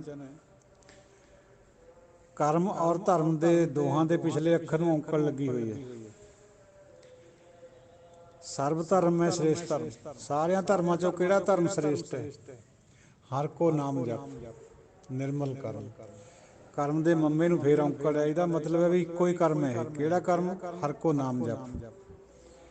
ਹਰੀ ਦਾ ਨਾਮ ਜਪਣਾ ਹੀ ਪਵਿੱਤਰ ਕਰਮ ਹੈ। ਇਸ ਤੋਂ ਬਿਨਾਂ ਸਿੱਖ ਦੀ ਜ਼ਿੰਦਗੀ ਅਧੂਰੀ ਹੈ। ਮਟੀਰੀਅਲ ਤਰੱਕੀ ਹੋ ਜਾਣੀ ਹੋਰ ਚੀਜ਼ ਹੈ, ਉਹ ਬਿਨਾਂ ਨਾਮ ਤੋਂ ਵੀ ਹੋ ਸਕਦੀ ਹੈ। ਰਸ਼ੀਆ, ਚਾਈਨਾ ਵਗੈਰਾ 'ਚ ਹੁੰਦੀ ਉਹ ਹੈ, ਰੱਬ ਨੂੰ ਮੰਨਦੇ ਨਹੀਂ ਉਹ ਲੋਕ। ਲੇਕਿਨ ਜਿਹੜੀ ਅਧਿਆਤਮਿਕ ਤਰੱਕੀ ਹੈ ਉਹ ਹੋਰ ਚੀਜ਼ ਹੈ। ਅਧਿਆਤਮਿਕ ਤਰੱਕੀ ਵੱਲ ਵੀ ਪੱਛਮ ਮੁੜਿਆ ਹੈ ਕੁਛ ਨਾ ਕੁਛ। ਤਰੱਕੀ ਤਾਂ ਕਿੰਨੀ ਉਹ ਕਰ ਲਈ, ਉਹ ਜਿਹੜੀ ਮਟੀਰੀਅਲ ਤਰੱਕੀ ਹੈ ਉਹਦੇ ਨਾਲ ਕੁਛ ਨਹੀਂ ਸੌਰਦਾ ਬਹੁਤਾ। ਠੀਕ ਹੈ, ਲੋੜਾਂ ਪੂਰੀਆਂ ਹੋ ਕੇ ਬਹੁਤਾਤ ਹੋ ਜਾਂਦੀ ਉਹਨਾਂ ਕੋਲ ਜ਼ਿਆਦਾਤਰ, ਪਰ ਅਧਿਆਤਮਿਕ ਲੈਵਲ 'ਤੇ, ਮਾਇੰਡ ਦੇ ਲੈਵਲ 'ਤੇ ਉਹ ਲੋਕ ਫਿਰ ਕੋਈ ਹਿੱਪੀ ਬਣਦਾ ਹੈ, ਕੋਈ ਕੁਛ ਕਰਦਾ ਹੈ, ਕੋਈ ਨਸ਼ੇ ਦੀਆਂ ਗੋਲੀਆਂ ਖਾਂਦੇ ਆ, ਕੋਈ ਅਮਰੀਕਾ ਦੇ ਵਿੱਚ ਇਹੋ ਜਿਹਾ ਵਾਤਾਵਰਨ ਬਣ ਗਿਆ ਵੀ ਇੱਕੋ ਹੀ ਬੰਦਾ ਮਾਨਸਿਕ ਰੋਗੀ, ਡਿਪਰੈਸ਼ਨ ਦਾ ਸ਼ਿਕਾਰ, ਬੰਦੂਕ ਲੈ ਕੇ 10-20 ਬੰਦਿਆਂ ਨੂੰ ਖੜਿਆਂ ਨੂੰ ਮਾਰ ਦਿੰਦਾ ਬਿਨਾਂ ਹੀ ਮਤਲਬ, ਤੇ ਕੋਈ ਉਹਨਾਂ ਨਾਲ ਜਿੱਦ ਵੀ ਨਹੀਂ ਹੁੰਦੀ। ਤਾਂ ਇਹ ਵਰਤਾਰਾ ਉੱਧਰ ਦਾ ਇਸ ਕਰਕੇ ਜ਼ਿਆਦਾ ਹੈ, ਦਇਆ ਹੈ ਨਹੀਂ। ਬਾਕੀ ਜ਼ਿੰਦਗੀ ਦੇ ਠੀਕ ਹੈ, ਉਹਨਾਂ 'ਚ ਗੁਣ ਆ ਗਏ ਕੁਛ ਨਾ ਕੁਛ ਹਿਊਮੈਨਿਟੀ ਦੇ ਜਾਂ ਮਨੁੱਖਤਾ ਦੇ, ਪਰ ਮਨੁੱਖਤਾ ਦੇ ਵਿੱਚ ਨਿਪੁੰਨ ਵੀ ਬੰਦਾ ਹੋ ਜਾਏ ਉਹਨੂੰ ਵੀ ਗੁਰਬਾਣੀ ਮਾਨਤਾ ਨਹੀਂ ਦਿੰਦੀ ਹੈ, ਉਹ ਅਧੂਰਾ ਪੱਖ ਹੈ। ਨਿਪੁੰਨ ਉਦੋਂ ਮੰਨਿਆ ਜਾਣਾ ਹੈ ਜਦੋਂ ਮਾਨਸਿਕ ਲੈਵਲ 'ਤੇ ਪਰਮਾਤਮਾ ਦੇ ਨਾਲ ਜੁੜ ਜਾਵੇ ਅਤੇ ਫਿਰ ਤਰੱਕੀ ਵੀ ਕਰੇ, ਉਹਦੇ ਗੁਣ ਵੀ ਧਾਰਨ ਕਰੇ। ਸੱਚ ਬੋਲਣਾ, ਸੱਚ ਦਾ ਚਾਲ ਚੱਲਣ ਕਰਨਾ, ਸੱਚੋਂ ਉਰੇ ਸਭ ਕੋ ਉੱਪਰ ਸੱਚ ਆਚਾਰ, ਸੱਚ ਦਾ ਆਚਰਣ ਵੀ ਕਰੇ ਬੰਦਾ, ਫਿਰ ਉਹ ਜ਼ਿਆਦਾ ਠੀਕ ਹੈ। ਸੋ ਜਿਹੜਾ ਬਲਰਾਜ ਸਾਹਨੀ ਦਾ ਕਨਸੈਪਟ ਹੈ ਉਹ ਸਿੱਖੀ ਦੇ ਵਿੱਚ ਨਹੀਂ ਪੂਰਾ ਫਿੱਟ ਹੋ ਰਿਹਾ, ਉਹ ਰੱਬ ਨੂੰ ਹੋਰ ਤਰੀਕੇ ਨਾਲ ਦੇਖ ਰਹੇ ਹੈ। ਕਿਉਂਕਿ ਜਿਹੜੀ ਅਧਿਆਤਮਿਕ ਤਰੱਕੀ ਹੈ ਉਹ ਉਹ ਇਸੇ ਵਿੱਚ ਹੈ ਵੀ ਉਹ ਏਕੇ ਦੇ ਨਾਲ ਜੁੜਿਆ ਕਿ ਨਹੀਂ ਜੁੜਿਆ। ਜਿਹੜੇ ਨਹੀਂ ਜੁੜੇ ਉੱਪਰੋਂ ਪਖੰਡੇ ਕਰਦੇ ਆ, ਜਿਵੇਂ ਪੰਡਿਤ ਕਰਦਾ ਹੈ, ਡੁਐਲਿਟੀ 'ਚ ਪਾਉਂਦਾ ਲੋਕਾਂ ਨੂੰ, ਉਹ ਤਾਂ ਉਹਨਾਂ ਨਾਲੋਂ ਵੀ ਭੈੜਾ ਹੈ ਜਿਹੜੇ ਨਹੀਂ ਮੰਨਦੇ ਰੱਬ ਨੂੰ।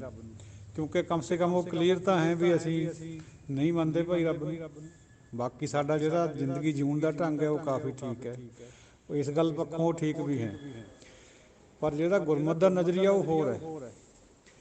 ਏਕੇ ਨਾਲ ਜੁੜਨਾ, ਉਸ ਤੋਂ ਬਿਨਾਂ ਬਿਲਕੁਲ ਬੰਦੇ ਨੂੰ ਸੋਝ ਹੀ ਨਹੀਂ ਆਉਂਦੀ ਆਪਣੇ ਆਪੇ ਦੀ। ਆਈ ਐਂਡ ਮਾਈ ਦਾ ਅੰਧੇਰਾ ਅੰਧਕਾਰ ਰਹਿੰਦਾ ਹੀ ਹੈ ਅੰਦਰ, ਤਰੱਕੀ ਕਿੰਨੀ ਵੀ ਕਰ ਜਾਵੇ ਮਟੀਰੀਅਲਿਸਟਿਕ ਬੰਦਾ, ਲੇਕਿਨ ਮੈਂ ਮੇਰੇ ਦਾ ਜਿਹੜਾ ਭਰਮ ਹੈ ਅੰਦਰ, ਡੁਐਲਿਟੀ ਦਾ ਭਰਮ, ਉਹ ਨਹੀਂ ਜਾਂਦਾ ਅੰਦਰ। ਉਹ ਜਾਣ ਤੋਂ ਬਾਅਦ ਹੀ ਬੰਦਾ ਸਪਿਰਿਚੁਅਲ ਜਾਂ ਕਿਸੇ ਹੱਥ ਤਾਈਂ ਡਿਵਾਈਨ ਬਣ ਸਕਦਾ, ਅਦਰਵਾਈਜ਼ ਨਹੀਂ ਬਣ ਸਕਦਾ।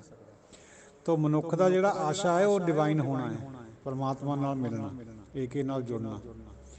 ਅਗਰ ਗੁਰਮਤਿ ਦੀ ਗੱਲ ਮੰਨਣੀ ਹੈ, ਅਗਰ ਹੋਰ ਗੱਲਾਂ ਥਿਊਰੀਆਂ ਬਹੁਤ ਹੈ, ਨਾਸਤਿਕਵਾਦ ਦੀਆਂ ਵੀ ਥਿਊਰੀਆਂ ਹੈਗੀਆਂ ਨੇ, ਅੱਧ ਬਚੱਧ ਰੱਬ ਨੂੰ ਮੰਨਣ ਵਾਲੇ ਵੀ ਹੈ, ਅਸ਼ਟਾਂਗ ਵਾਲੇ ਵੀ ਹੈ। ਜਿਹੜਾ ਸ਼ੁਭ ਕਰਮਾਂ ਦੀ ਬਾਤ ਹੈ ਇਹ ਗੁਰਮਤਿ ਇਹਨੂੰ ਮੰਨਦੀ ਹੈ, ਲੇਕਿਨ ਉਹ ਇੱਕ ਨਹੀਂ ਮੰਨਦੀ ਵੀ ਰੱਬ ਨੂੰ ਛੱਡ ਕੇ ਸ਼ੁਭ ਕਰਮ ਕਰੋ। ਦੇਹ ਸ਼ਿਵਾ ਵਰ ਮੋਹਿ ਇਹ ਹੈ, ਸ਼ੁਭ ਕਰਮਨ ਤੇ ਕਬਹੂ ਨਾ ਟਰੋ। ਦਸ਼ਮੇਸ਼ ਜੀ ਦਾ ਹੁਕਮ ਹੈ। ਪਰਮਾਤਮਾ ਅੱਗੇ ਬੇਨਤੀ ਕਰਦੇ ਹਾਂ, ਹੇ ਸ਼ਿਵਾ ਗੋਡ, ਪਰਮਾਤਮਾ ਨੂੰ ਸ਼ਿਵਾ ਕਿਹਾ, ਮੈਨੂੰ ਇਹ ਸਮਰੱਥਾ ਦੇ, ਇਹ ਵਰ ਦੇ ਦੇ ਵੀ ਮੈਂ ਸ਼ੁਭ ਕਰਮਾਂ ਤੇ ਕਦੇ ਵੀ ਪਿੱਛੇ ਨਾ ਹਟਾਂ, ਚਾਹੇ ਮੈਦਾਨੇ ਜੰਗ ਵਿੱਚ ਮ੍ਰਿਤਿੂ ਵੀ ਹੋ ਜਾਏ, ਪਰ ਮੈਂ ਆਪਣਾ ਸ਼ੁਭ ਕਰਮ ਕਰਦਾ ਰਹਾਂ। ਤੋ ਇਹ ਸ਼ੁਭ ਕਰਮ ਹੈ ਜਿਹੜੇ ਇਹ ਨਾਮ ਜਪਣੇ ਦੇ ਵਿੱਚੋਂ ਨਿਕਲਣੇ ਚਾਹੀਦੇ, ਏਕੇ ਦੇ ਵਿੱਚੋਂ ਨਿਕਲਣੀ ਚਾਹੀਦੀ। ਅਗਰ ਏਕਾ ਨਹੀਂ ਹੈ ਫਿਰ ਗੁਰਬਾਣੀ ਮੁਤਾਬਕ ਜ਼ੀਰੋ ਹੈ, ਫਿਰ ਇਨਸਾਨ ਨਹੀਂ ਹੈ, ਉਹ ਹਿਊਮਨ ਨਹੀਂ ਹੈ, ਉਹ ਪਸ਼ੂ ਹੈ। ਕਿਉਂਕਿ ਗੁਰੂ ਸਾਹਿਬ ਦਾ ਹੀ ਫਰਮਾਨ ਹੈ, ਕਉ ਬਤਾਨ ਕੋ ਪੂਜਤ ਹੈ ਪਸ, ਕਉ ਮ੍ਰਿਤਾਨ ਕੋ ਪੂਜਨ ਧਾਇਓ, ਕੂਰ ਕਿਰਿਆ ਉਰਜੋ ਸਭ ਹੀ ਜਗ, ਸ੍ਰੀ ਭਗਵਾਨ ਕੋ ਭੇਦ ਨਾ ਪਾਇਓ। ਉਹ ਪਸ਼ੂ ਹੈ ਜਿਹੜੇ ਬੁੱਤਾਂ ਨੂੰ ਪੁੱਜਦੇ, ਡੁਐਲਿਟੀ ਨੂੰ ਪੁੱਜਦੇ, ਮਰਿਆ ਹੋਇਆਂ ਨੂੰ ਪੁੱਜਦੇ। ਤੋ ਉਹਨਾਂ ਦੇ ਬਾਰੇ 'ਚ ਸਖਤ ਸ਼ਬਦ ਹੈ ਗੁਰਬਾਣੀ 'ਚ ਵੀ ਡੁਐਲਿਟੀ ਨਾਲ ਨਹੀਂ ਜੁੜਨਾ ਕਿਸੇ ਨਾਲ, ਕੇਵਲ ਔਰ ਕੇਵਲ ਗੋਡ ਦੇ ਨਾਲ, ਪ੍ਰਭੂ ਨਾਲ। ਨਾ ਜਿਹੜਾ ਮਰਜ਼ੀ ਰੱਖ ਲਓ, ਨਾ ਦਾ ਕੋਈ ਰੌਲਾ ਨਹੀਂ। ਸੋ ਇਹੋ ਜਿਹਾ ਜਿਹੜਾ ਸਿਧਾਂਤ ਹੈ ਵੀ ਗੁਰਮਤਿ ਨੂੰ ਜਾਂ ਏਕੇ ਨੂੰ ਛੱਡ ਕੇ ਅਸੀਂ ਤਰੱਕੀ ਕਰ ਲਈਏ, ਉਹਨੂੰ ਧਰਮ ਦੇ ਨਾਲ ਨਹੀਂ ਜੋੜਨਾ ਚਾਹੀਦਾ। ਸਾਡਾ ਧਰਮ ਇਸ ਤਰ੍ਹਾਂ ਦਾ ਨਹੀਂ ਹੈ। ਸਾਡਾ ਧਰਮ ਹੈ ਨਿਡਰ ਹੋਣਾ, ਤਲਵਾਰ 'ਚੋਂ ਪੈਦਾ ਹੋਇਆ ਖਾਲਸਾ ਨਿਡਰ ਹੈ, ਨਿਰਭਉ ਹੈ। ਜਿਵੇਂ ਪਰਮਾਤਮਾ ਨਿਰਭਉ ਹੈ, ਖਾਲਸਾ ਵੀ ਨਿਰਭਉ ਹੈ। ਅਜਿਹਾ ਹੋਣਾ ਚਾਹੀਦਾ। ਇੱਕ ਗੁਣ ਤਾਂ ਉਹਦਾ ਇਹ ਵਿਸ਼ੇਸ਼ ਹੋਣਾ ਚਾਹੀਦਾ। ਅਤੇ ਨੰਬਰ 2, ਕਿਸੇ ਦਾ ਵੈਰੀ ਨਹੀਂ ਬਣਨਾ ਚਾਹੀਦਾ ਬਿਨਾਂ ਮਤਲਬ ਤੋਂ, ਸਾਰਿਆਂ ਨੂੰ ਇੱਕ ਅੱਖ ਨਾਲ। ਜਿਵੇਂ ਗੁਰਦੁਆਰੇ ਸਾਹਿਬਾਨਾਂ ਦੇ ਵਿੱਚ ਸਾਰਿਆਂ ਨੂੰ ਲੰਗਰ ਇੱਕ ਪੰਕਤੀ 'ਚ ਬਿਠਾ ਕੇ, ਕਿਸੇ ਧਰਮ ਵਿਸ਼ੇਸ਼ ਦਾ ਨਾਂ ਜ਼ਿਕਰ ਕਰਕੇ, ਕਿਸੇ ਉਮਰ ਦਾ ਨਾਂ ਖਿਆਲ ਕਰਕੇ, ਕਿਸੇ ਜਾਤ ਦਾ ਨਾਂ ਖਿਆਲ ਕਰਕੇ ਸਭ ਨੂੰ ਲੰਗਰ ਵਰਤਾਇਆ ਜਾਂਦਾ ਹੈ। ਤਾਂ ਉਹ ਹੈ ਨਿਰਵੈਰਤਾ। ਬਾਕੀ ਸ਼ੁਭ ਗੁਣ ਹੋਰ ਵੀ ਹੈ, ਤਾਂ ਫਿਰ ਲਿਸਟ ਬਹੁਤ ਲੰਬੀ ਬਣ ਜਾਣੀ ਹੈ। ਮਿੱਠਤ, ਸਾਰਿਆਂ ਦੇ ਪ੍ਰਤੀ ਨੀਵਾਂ ਹੋਣਾ, ਮਿੱਠਤ ਹੋਣੀ, ਸਾਰਿਆਂ ਦੇ ਪੈਰਾਂ ਦੀ ਖਾਕ ਬਣਨਾ, ਇਹ ਗੁਣ ਹੈ ਜਿਹੜੇ ਇਹ ਬਹੁਤ ਉੱਤਮ ਗੁਣ, ਇਹ ਹੋਣੇ ਚਾਹੀਦੇ। ਫਿਰ ਰੱਬ ਦਾ ਨਾਮ ਜ਼ਰੂਰੀ ਹੈ, ਮਸਟ ਹੈ। ਕਿਸੇ ਵੀ ਸ਼ਬਦ ਦੇ ਵਿੱਚ ਰੱਬ ਦੇ ਨਾਂ ਤੋਂ ਬਿਨਾਂ ਕੋਈ ਗੱਲ ਹੈ ਹੀ ਨਹੀਂ। ਇਹ ਜਿਹੜੇ ਗੁਰਬਾਣੀ ਪੜ੍ਹਨ ਵਾਲੇ ਵੀ ਕਈ ਮਿਸਗਾਈਡਡ ਹੈ, ਉਹ ਵੀ ਇਸ ਤਰ੍ਹਾਂ ਦੀਆਂ ਗੱਲਾਂ ਕਰਦੇ ਆ। ਆ ਨੈੱਟ ਪਰ ਵੀ ਕਾਫੀ ਉਹਨਾਂ ਦੇ ਨਿਕਲਦੇ ਰਹਿੰਦੇ ਰੋਜ਼ੇ। ਉਹ ਨਿਰੰਕਾਰ ਦੇ ਜਿਹੜਾ ਜਪ ਹੈ ਉਹਨੂੰ ਹੀ ਨਕਾਰਨ ਲੱਗ ਪਏ, ਬਲਕਿ ਤਾਂ ਨਿਰੰਕਾਰ ਨੂੰ ਹੀ ਨਕਾਰਨ ਲੱਗ ਪਏ ਵੀ ਕੋਈ ਰੱਬ ਨਹੀਂ ਹੈ। ਸੋ ਸਾਧ ਸੰਗਤ ਜੀਓ, ਆਪਾਂ ਨੂੰ ਕਮ ਸੇ ਕਮ ਗੁਰੂ ਸਾਹਿਬ ਨੇ ਇਹ ਗੱਲ ਫਰਮਾਈ ਹੈ ਬਈ ਸਭ ਤੋਂ ਜ਼ਰੂਰੀ ਗੱਲ ਪਰਮਾਤਮਾ ਦੇ ਨਾਲ ਜੁੜਨਾ ਹੈ, ਬਾਕੀ ਸਭ ਕੁਛ ਬਾਅਦ 'ਚ। ਤਰੱਕੀ ਹੋਣੀ ਨਾ ਹੋਣੀ ਇਹ ਕੋਈ ਇਹੋ ਜਿਹੀ ਗੱਲ ਨਹੀਂ ਹੈ ਵੀ ਬਾਹਰਲੀ ਤਰੱਕੀ ਉਹ ਰੱਬ ਦਾ ਧਰਮ ਹੋਣਾ ਚਾਹੀਦਾ ਹੈ, ਐਸਾ ਕੁਛ ਵੀ ਨਹੀਂ ਹੈ। ਤਰੱਕੀ ਤਾਂ ਜ਼ਿਆਦਾ ਅੰਦਰ ਦੀ ਹੋਣੀ ਚਾਹੀਦੀ ਹੈ, ਬੰਦੇ ਦੀ ਡਿਊਅਲਟੀ 'ਚੋਂ ਨਿਕਲ ਕੇ ਏਕੇ 'ਚ ਆਉਣਾ ਚਾਹੀਦਾ ਹੈ। ਅਤੇ ਜੇ ਨਾਲ ਫਿਜ਼ੀਕਲ ਤਰੱਕੀ ਵੀ ਹੋ ਜਾਏ, ਮਟੀਰੀਅਲ ਤਰੱਕੀ ਵੀ ਹੋ ਜਾਏ, ਉਹ ਹੋਰ ਵੀ ਚੰਗੀ ਗੱਲ ਹੈ, ਔਰ ਹੁੰਦੀ ਹੈ, ਨਾ ਹੋਣੇ ਵਾਲਾ ਕੋਈ ਗੱਲ ਨਹੀਂ। ਸਿੱਖ ਜਿਹੜੇ ਲੋਕ ਹੈ ਰੱਬ ਨੂੰ ਵੀ ਮੰਨਦੇ ਆ ਅਤੇ ਤਰੱਕੀ ਵੀ ਬਹੁਤ ਕਰੀ ਹੋਈ ਹੈ ਦੁਨੀਆ ਦੇ ਵਿੱਚ। ਬਹੁਤ ਸਾਰਾ ਕੁਛ ਕੰਟਰੋਲ ਕਰੀ ਬੈਠੇ, ਟਰਾਂਸਪੋਰਟ ਇਹਨਾਂ ਨੇ ਕੰਟਰੋਲ ਕਰੀ ਹੋਈ ਹੈ, ਸਾਇੰਸਦਾਨਾਂ 'ਚ ਇਹਨਾਂ ਦਾ ਨਾਂ ਆਉਂਦਾ, ਹੋਰ ਕਈ ਕੁਛ ਬੜੇ ਬੜੇ ਬਿਜ਼ਨਸਮੈਨ ਹੈ ਅਮਰੀਕਾ ਵਿੱਚ ਹੈ, ਬਹੁਤ ਬੜੇ ਬੜੇ। ਇਸ ਕਰਕੇ ਤਰੱਕੀ ਵੀ ਨਾਲ ਜੁੜੀ ਹੋਈ ਹੈ, ਲੇਕਿਨ ਇਕੱਲੀ ਤਰੱਕੀ ਹੋਣੀ ਇਹ ਧਰਮ ਨਹੀਂ, ਗੁਰਮਤਿ ਇਹਨੂੰ ਮਾਨਤਾ ਨਹੀਂ ਦਿੰਦੀ। ਚਲੋ ਰਹੋ ਵਿਚਾਰ ਕਰੀਏ ਸਮਾਪਤ। ਕਿਸੇ ਵੀ ਅਪਸ਼ਬਦ ਦੀ ਖਿਮਾ। ਵਾਹਿਗੁਰੂ ਜੀ ਕਾ ਖਾਲਸਾ, ਵਾਹਿਗੁਰੂ ਜੀ ਕੀ ਫਤਿਹ। ਵਾਹਿਗੁਰੂ ਜੀ ਕਾ ਖਾਲਸਾ, ਵਾਹਿਗੁਰੂ ਜੀ ਕੀ ਫਤਿਹ। ਗੁਰਬਾਣੀ ਗਰੁੱਪ ਦੇ ਸਾਰੇ ਸੂਝਵਾਨ ਵਕਤਿਓ ਤੇ ਸਰੋਤਾਓ, ਇੱਕ ਮਹਾਂਵਾਕ ਹੈ ਗੁਰਬਾਣੀ ਦਾ, ਨਾਨਕ ਤਰਵਰ ਏਕ ਫਲ ਦੋਏ ਪੰਖੇਰੂ ਆਹੇ, ਆਵਤ ਜਾਤ ਨਾ ਦੀਸਹੀ ਨਾ ਪਰ ਪੰਖੀ ਤਾਹੇ। ਇਹਦਾ ਵਿਚਾਰ ਆਪ ਜੀ ਸਾਰੇ ਕਰਿਓ। ਜਿਹੜੇ ਸ਼ਬਦਾਰਥੀ ਵਿਦਵਾਨ ਹੈ, ਸ਼ਬਦਾਰਥ ਲਿਖਣ ਵਾਲੇ, ਉਹਨਾਂ ਨੇ ਇਹਦੇ ਅਰਥ ਕੀਤੇ ਹੈ ਵੀ ਦੋ ਫਲ ਹੈ, ਦੋ ਪੰਖੀ ਹੈ, ਇੱਕ ਆਤਮਾ ਤੇ ਇੱਕ ਪਰਮਾਤਮਾ ਯਾਨੀ ਰੱਬ। ਇੱਕ ਫਲ ਖਾਂਦਾ ਹੈ, ਇੱਕ ਭੋਗਦਾ ਨਹੀਂ ਹੈ, ਚੁੱਪ ਕਰੀ ਬੈਠਾ ਹੈ।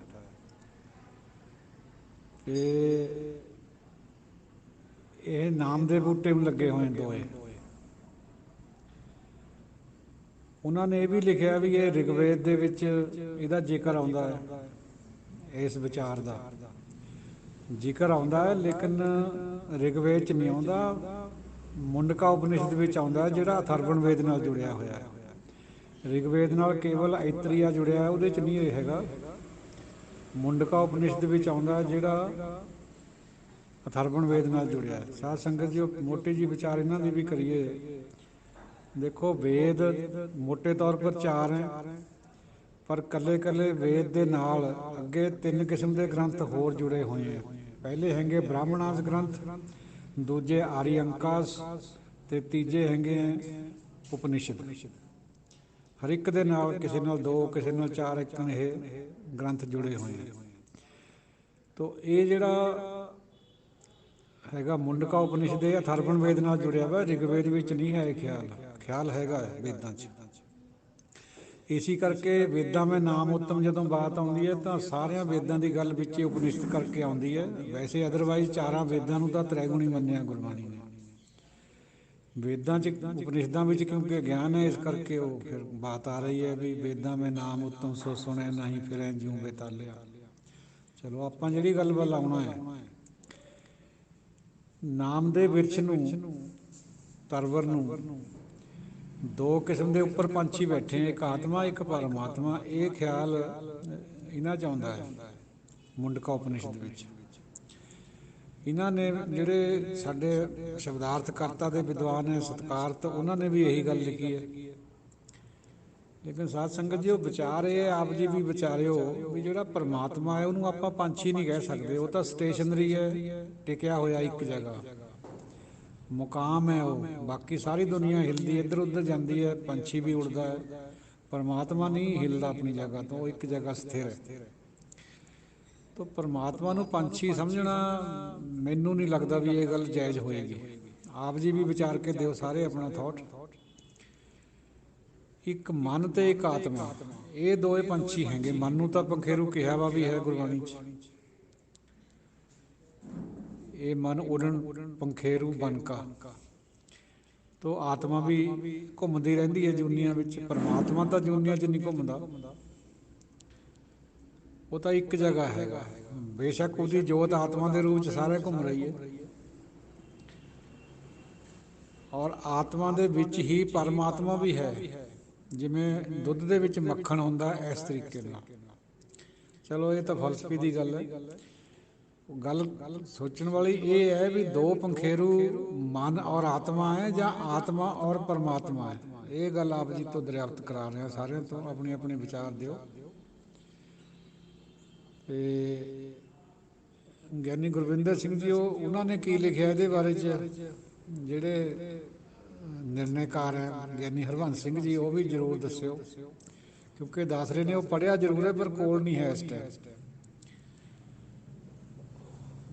ਖਿਆਲ ਉਦੋਂ ਜਦੋਂ ਪੜ੍ਹਾਈ ਹੁੰਦੀ ਉਦੋਂ ਹੋਰ ਤਰ੍ਹਾਂ ਦਾ ਹੁੰਦਾ, ਜਦੋਂ ਬੰਦਾ ਫਿਰ ਵਾਰ-ਵਾਰ ਬੋਲਣਾ ਚਾਹੁੰਦਾ ਹੈ, ਉਹਦੇ ਵਿੱਚ ਉਹਦੇ ਖਾਤਰ ਬਹੁਤ ਤਿਆਰੀ ਹੁੰਦੀ ਹੈ, ਬੰਦੇ ਦੀ ਮਨ ਵਿੱਚ ਕਰਨੀ ਪੈਂਦੀ ਹੈ, ਉਹ ਗੱਲ ਹੋਰ ਹੋ ਜਾਂਦੀ ਹੈ। ਤਾਂ ਤੁਸੀਂ ਜ਼ਰੂਰ ਇਹ ਗੱਲ ਨੂੰ ਦੱਸਿਓ। ਔਰ ਬਾਕੀ ਦੇ ਜਿੰਨੇ ਵੀ ਸਾਡੇ ਵਿਚਾਰਵਾਨ ਵਿਦਵਾਨ ਹੈ, ਸਾਰੇ ਆਪਣਾ ਵਿਚਾਰ ਜ਼ਰੂਰ ਦਿਓ ਵੀ ਇਹਨੂੰ ਆਪਾਂ ਕਿਵੇਂ ਲਈਏ। ਦੇਖੋ, ਜਿਹੜੇ ਆਪ ਤੋਂ ਪਹਿਲਾਂ ਹੋਏ ਆ, ਆਪਾਂ ਸਤਿਕਾਰ ਤਾਂ ਉਹਨਾਂ ਦਾ ਕਰਨਾ ਹੀ ਕਰਨਾ, ਚਾਹੇ ਉਹ ਸਹੀ ਵੀ ਲਿਖਿਆ ਚਾਹੇ ਨਹੀਂ ਸਹੀ ਲਿਖਿਆ। ਸੱਚ ਨੂੰ ਵੀ ਸਾਹਮਣੇ ਲਿਆਉਣਾ, ਸਤਿਕਾਰ ਕਰਦੇ ਹੋਏ ਸੱਚ ਨੂੰ ਸਾਹਮਣੇ ਲਿਆਉਣਾ। ਅਗਰ ਉਹ ਗੱਲ ਠੀਕ ਹੈ ਆਪਾਂ ਉਹਨੂੰ ਓਕੇ ਕਰਾਂਗੇ, ਕੋਈ ਦਲੀਲ ਹੈ ਅਗਰ ਐਸੀ ਨਹੀਂ ਹੈ ਤਾਂ ਆਪਾਂ ਇਹ ਗੱਲ ਨੂੰ ਮੰਨ ਲਾਂਗੇ। ਤੋ ਸਾਧ ਸੰਗਤ ਜੀ, ਇਸ ਗੱਲ ਦੇ ਉੱਤੇ ਜ਼ਰੂਰ ਵਿਚਾਰ ਦਿਓ ਬਈ ਪੰਛੀ ਕਿਹੜੇ ਦੋ।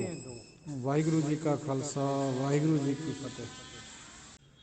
ਹਾਂਜੀ ਭਾਈ ਜਸਪਾਲ ਸਿੰਘ ਜੀ, ਇਹ ਜਿਹੜਾ ਹੈ ਨਾ ਸ਼ਬਦਾਰਥ ਸ਼੍ਰੋਮਣੀ ਕਮੇਟੀ ਦੁਆਰਾ ਛਾਪਿਆ ਗਿਆ, ਪ੍ਰਿੰਸੀਪਲ ਤੇਜਾ ਸਿੰਘ ਉਹਦੇ 'ਚ ਲੀਡਿੰਗ ਹੈ, 3-4 ਰਾਈਟਰ ਨੇ, 4 ਉਹਦੇ ਮੇਰਾ ਖਿਆਲ 4 ਭਾਗ ਹੈ, ABCD, ਅਲੱਗ-ਅਲੱਗ ਰਾਗਾਂ ਦੇ ਹਿਸਾਬ ਨਾਲ। ਉਹਦੇ ਵਿੱਚ ਹੈ ਇਹ ਪ੍ਰਮਾਣ। ਤੇ ਪ੍ਰਮਾਣ ਸਰੀਰ ਨਾਲ ਨਹੀਂ ਹੈ ਇਹਦਾ, ਦੇਖੋ ਉਹਦੇ ਉਹ ਤਾਂ ਗੁਰਬਾਣੀ 'ਚ ਕਲੀਅਰ ਹੈ ਗੱਲ। ਸਹਿਜ ਸੁਨ ਇੱਕ ਬਿਰਬਾ ਉਪਜਿਆ, ਧਰਤੀ ਜਲ ਹਰ ਸੋਖਿਆ, ਕਹਿ ਕਬੀਰ ਹੋਂ ਤਾਂ ਕਾ ਸੇਵਕ, ਜਿਨ ਇਹ ਬਿਰਬਾ ਦੇਖਿਆ।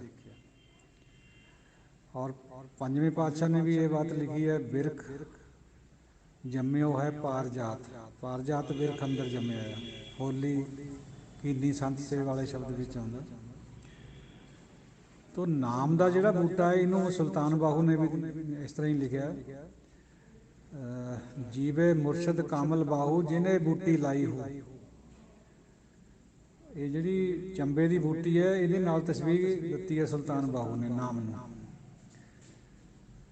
ਅਲਫ ਅੱਲਾ ਚੰਬੇ ਦੀ, ਅੱਲਾ ਅਲਫ ਚੰਬੇ ਦੀ ਬੂਟੀ, ਮੁਰਸ਼ਦ ਮਨ ਵਿੱਚ ਲਾਈ ਹੋ, ਅੰਦਰ ਬੂਟੀ ਮੁਸਕ ਮਚਾਇਆ, ਜਾਂ ਫੁੱਲਣ ਤੇ ਆਈ ਹੋ। ਜੀਵੇ ਮੁਰਸ਼ਦ ਕਾਮਲ ਬਾਹੂ, ਜਿਹਨੇ ਇਹ ਬੂਟੀ ਲਾਈ ਹੋ। ਇਹ ਤਾਂ ਗੱਲ ਨਿਰਣਾ ਹੋ ਚੁੱਕੀ ਹੈ ਵੀ ਜਿਹੜਾ ਨਾਮ ਦਾ ਜਿਹੜਾ ਦਰਖਤ ਹੈ, ਨਾਮ ਰੂਪੀ ਤਰਵਰ, ਉਸੇ ਦੀ ਬਾਤ ਹੋ ਰਹੀ ਹੈ। ਤੋ ਇਹਦਾ ਜਿਹੜਾ ਪ੍ਰਮਾਣ ਹੈ ਉਹ ਸ਼ਬਦਾਰਥ ਵਾਲਿਆਂ ਨੇ ਦਿੱਤਾ, ਜਿਹੜੇ 2 ਉੱਪਰ ਪੰਛੀ ਬੈਠੇ ਆ ਇਸ ਨਾਮ ਰੂਪੀ ਤਰਵਰ ਦੇ ਉੱਪਰ, ਉਹਨੂੰ ਇੱਕ ਫਲ ਲੱਗਦਾ ਹੈ ਅੰਮ੍ਰਿਤ ਦਾ ਸਿਰਫ।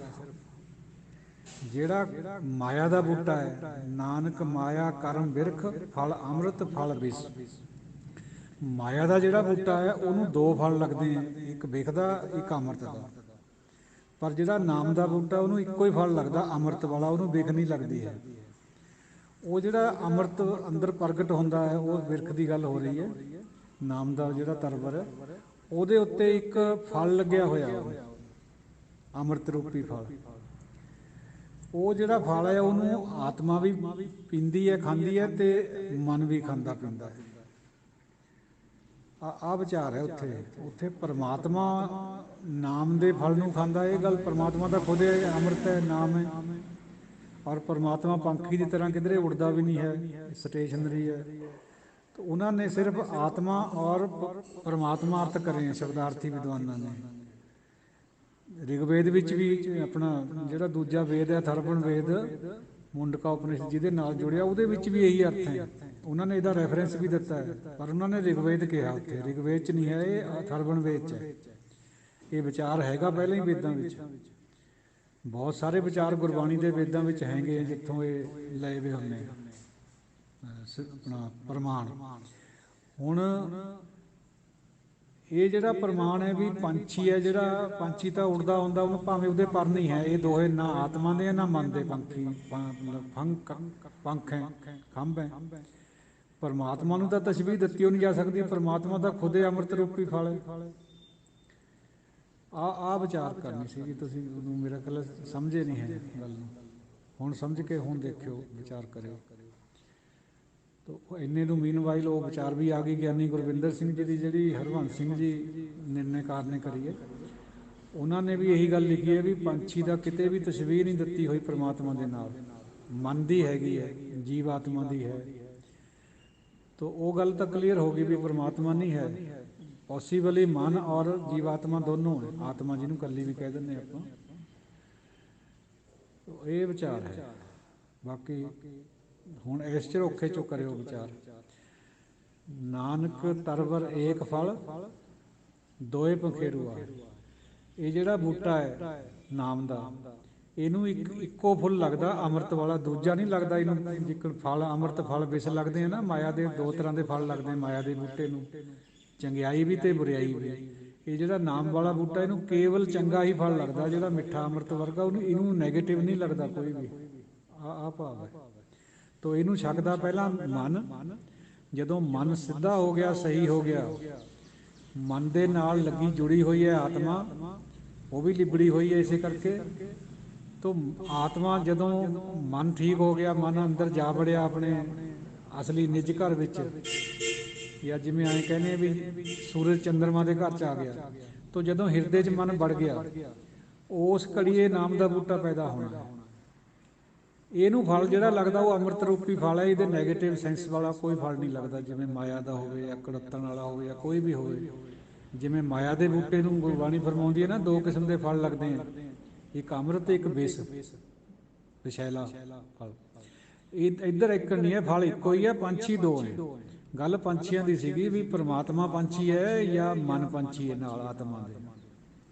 ਵਾਹਿਗੁਰੂ ਜੀ ਕਾ ਖਾਲਸਾ, ਵਾਹਿਗੁਰੂ ਜੀ ਕੀ ਫਤਿਹ। ਨਾਸਰੋ ਮਨਸੂਰ ਗੁਰੂ ਗੋਬਿੰਦ ਸਿੰਘ, ਏਜ ਦੀ ਮਨਜ਼ੂਰ ਗੁਰੂ ਗੋਬਿੰਦ ਸਿੰਘ। ਹੱਕ ਰਾਗੰਜੂਰ ਗੁਰੂ ਗੋਬਿੰਦ ਸਿੰਘ, ਜੁਮਲਾ ਫੈਜ਼ੇ ਨੂਰ ਗੁਰੂ ਗੋਬਿੰਦ ਸਿੰਘ। ਹੱਕ ਹੱਕ ਆਗਾਹ ਗੁਰੂ ਗੋਬਿੰਦ ਸਿੰਘ, ਸ਼ਾਹੇ ਸ਼ਹਿਨਸ਼ਾਹ ਗੁਰੂ ਗੋਬਿੰਦ ਸਿੰਘ। ਸ਼ਾਹੇ ਸ਼ਹਿਨਸ਼ਾਹ ਗੁਰੂ ਗੋਬਿੰਦ ਸਿੰਘ।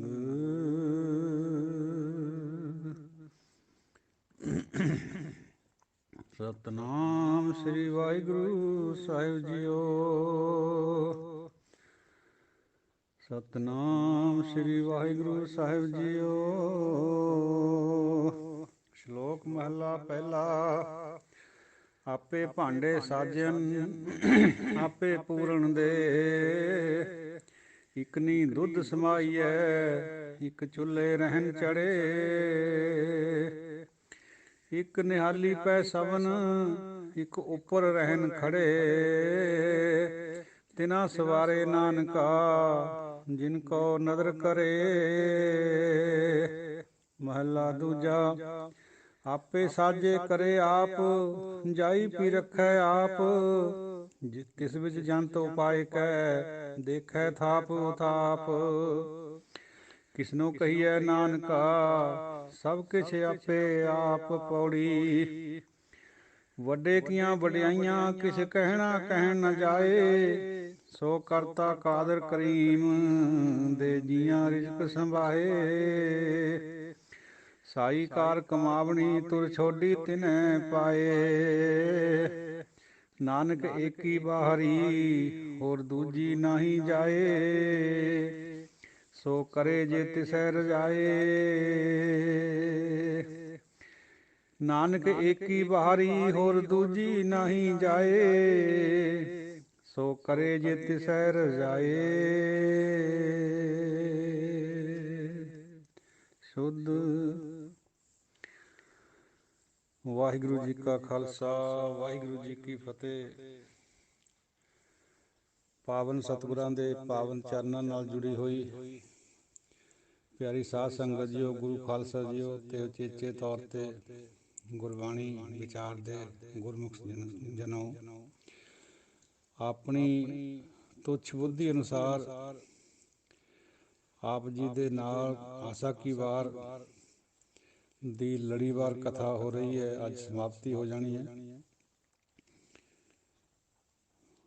ਆਪ ਜੀ ਨੇ ਵੀ ਬਹੁਤ ਪ੍ਰੇਮ ਨਾਲ ਸੁਣਿਆ, ਵਿਚਾਰਾਂ ਵੀ ਦਿੱਤੀਆਂ।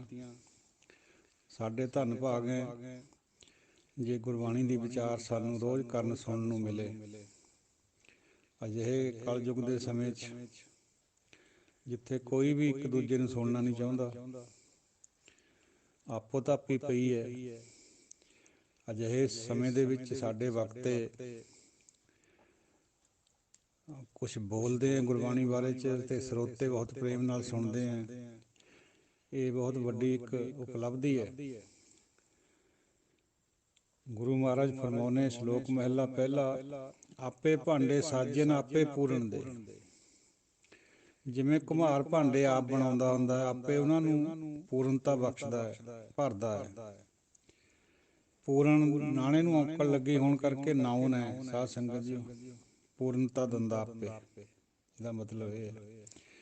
ਪਰਮਾਤਮਾ ਆਪੇ ਸਰੀਰਾਂ ਨੂੰ ਸਾਜ ਕੇ ਆਪੇ ਇਹਨਾਂ ਨੂੰ ਪੂਰਨਤਾ ਬਖਸ਼ਦਾ ਹੈ, ਭਰਦਾ ਹੈ।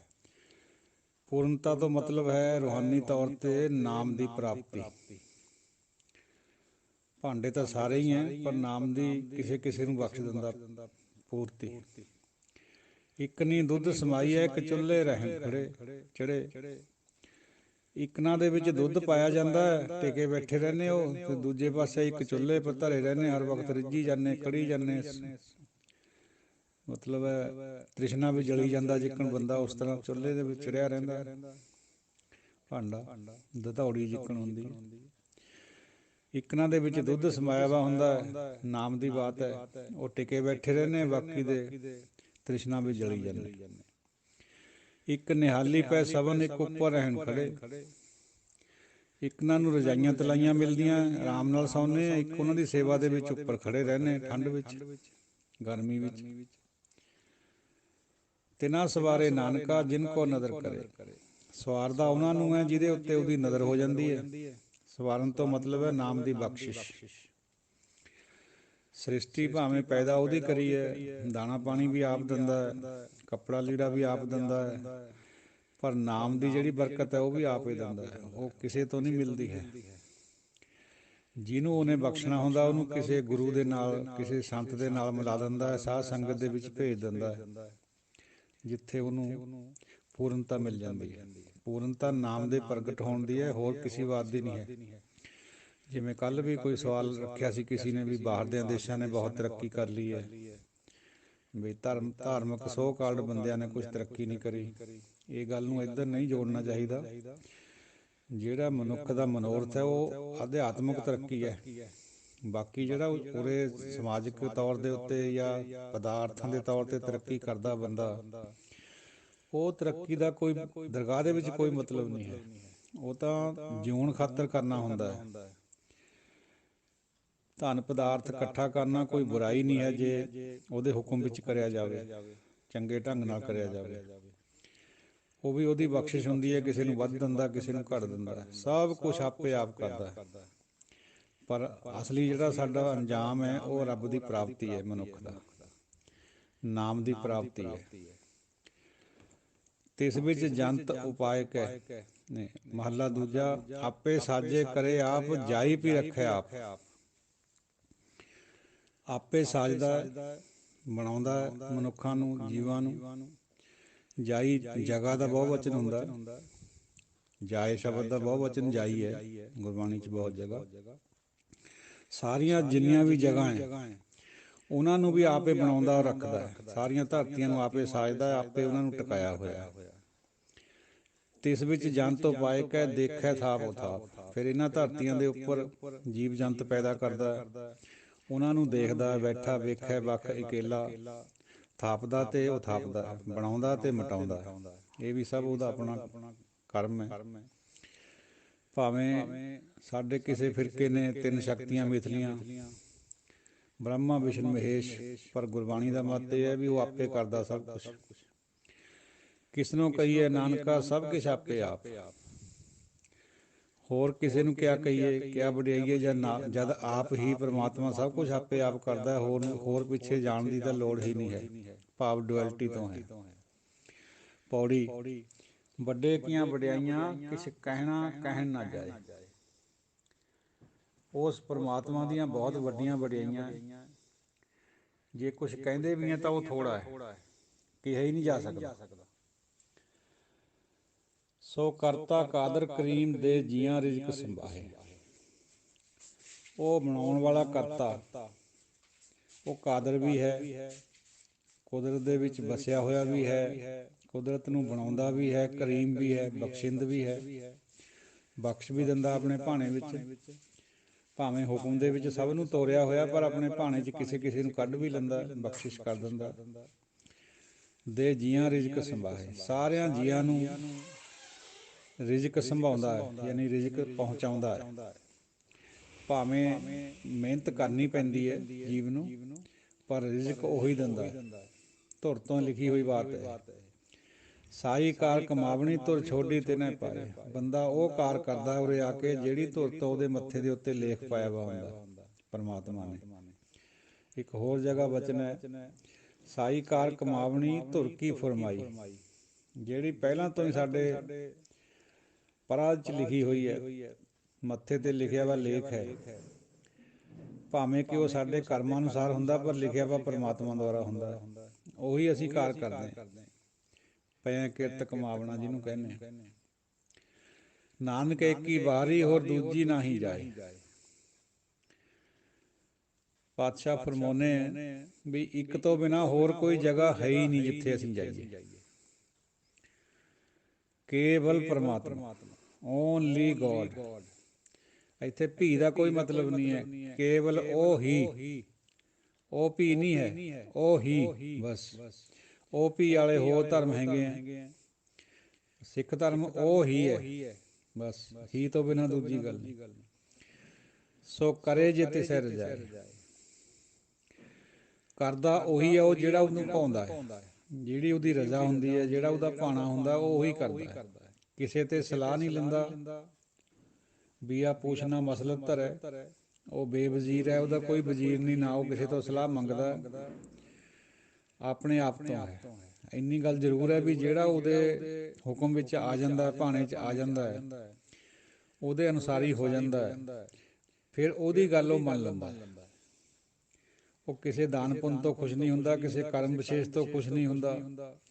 ਉਹ ਕੇਵਲ ਭਗਤਾਂ ਤੋਂ ਖੁਸ਼ ਹੁੰਦਾ, ਜਿਹੜੇ ਚੌਥੇ ਪਦ ਵਾਲੇ ਭਗਤ ਹੈ। ਅਨਾੜੀ ਭਗਤ ਨਹੀਂ ਹਨ, ਭਗਤ ਬਹੁਤ ਕਿਸਮ ਦੇ, ਭਗਤੀਆਂ ਵੀ ਬਹੁਤ ਕਿਸਮ ਦੀਆਂ, ਪਰ ਗੁਰਬਾਣੀ ਦੀ ਭਗਤੀ ਉਹੀ ਹੈ ਜਿਹੜੀ ਸਰੈਂਡਰ ਆਫ ਮਾਈਂਡ ਐਂਡ ਬੁੱਧੀ ਹੈ, ਆਪਾ ਸਮਰਪਿਤ ਕਰਨ ਦੀ। ਔਰ ਭਗਤ ਦੀ ਗੱਲ ਉਹਨੂੰ ਮੰਨਣੀ ਪੈਂਦੀ ਹੈ। ਮੇਰੀ ਬੰਦੀ ਭਗਤ ਛਡਾਵੈ, ਬੰਦ ਹੈ ਭਗਤ ਨਾ ਛੁੱਟੈ ਮੋਹ। ਜੋ ਇੱਕ ਸਮੇਂ ਮੋਹ ਕੋ ਗਏ ਬੰਦ ਹੈ, ਤੋ ਫੋਨ ਮੋਹ ਪੈ ਜਵਾਬ ਨਾ ਹੋਏ। ਰੱਬ ਆਪ ਕਹਿ ਰਿਹਾ ਵੀ ਫਿਰ ਮੇਰੇ ਕੋਲ ਕੋਈ ਜਵਾਬ ਨਹੀਂ, ਭਗਤ ਦੀ ਤਾਂ ਮੈਂ ਮੰਨਣੀ ਓ ਮੰਨਣੀ ਹੈ।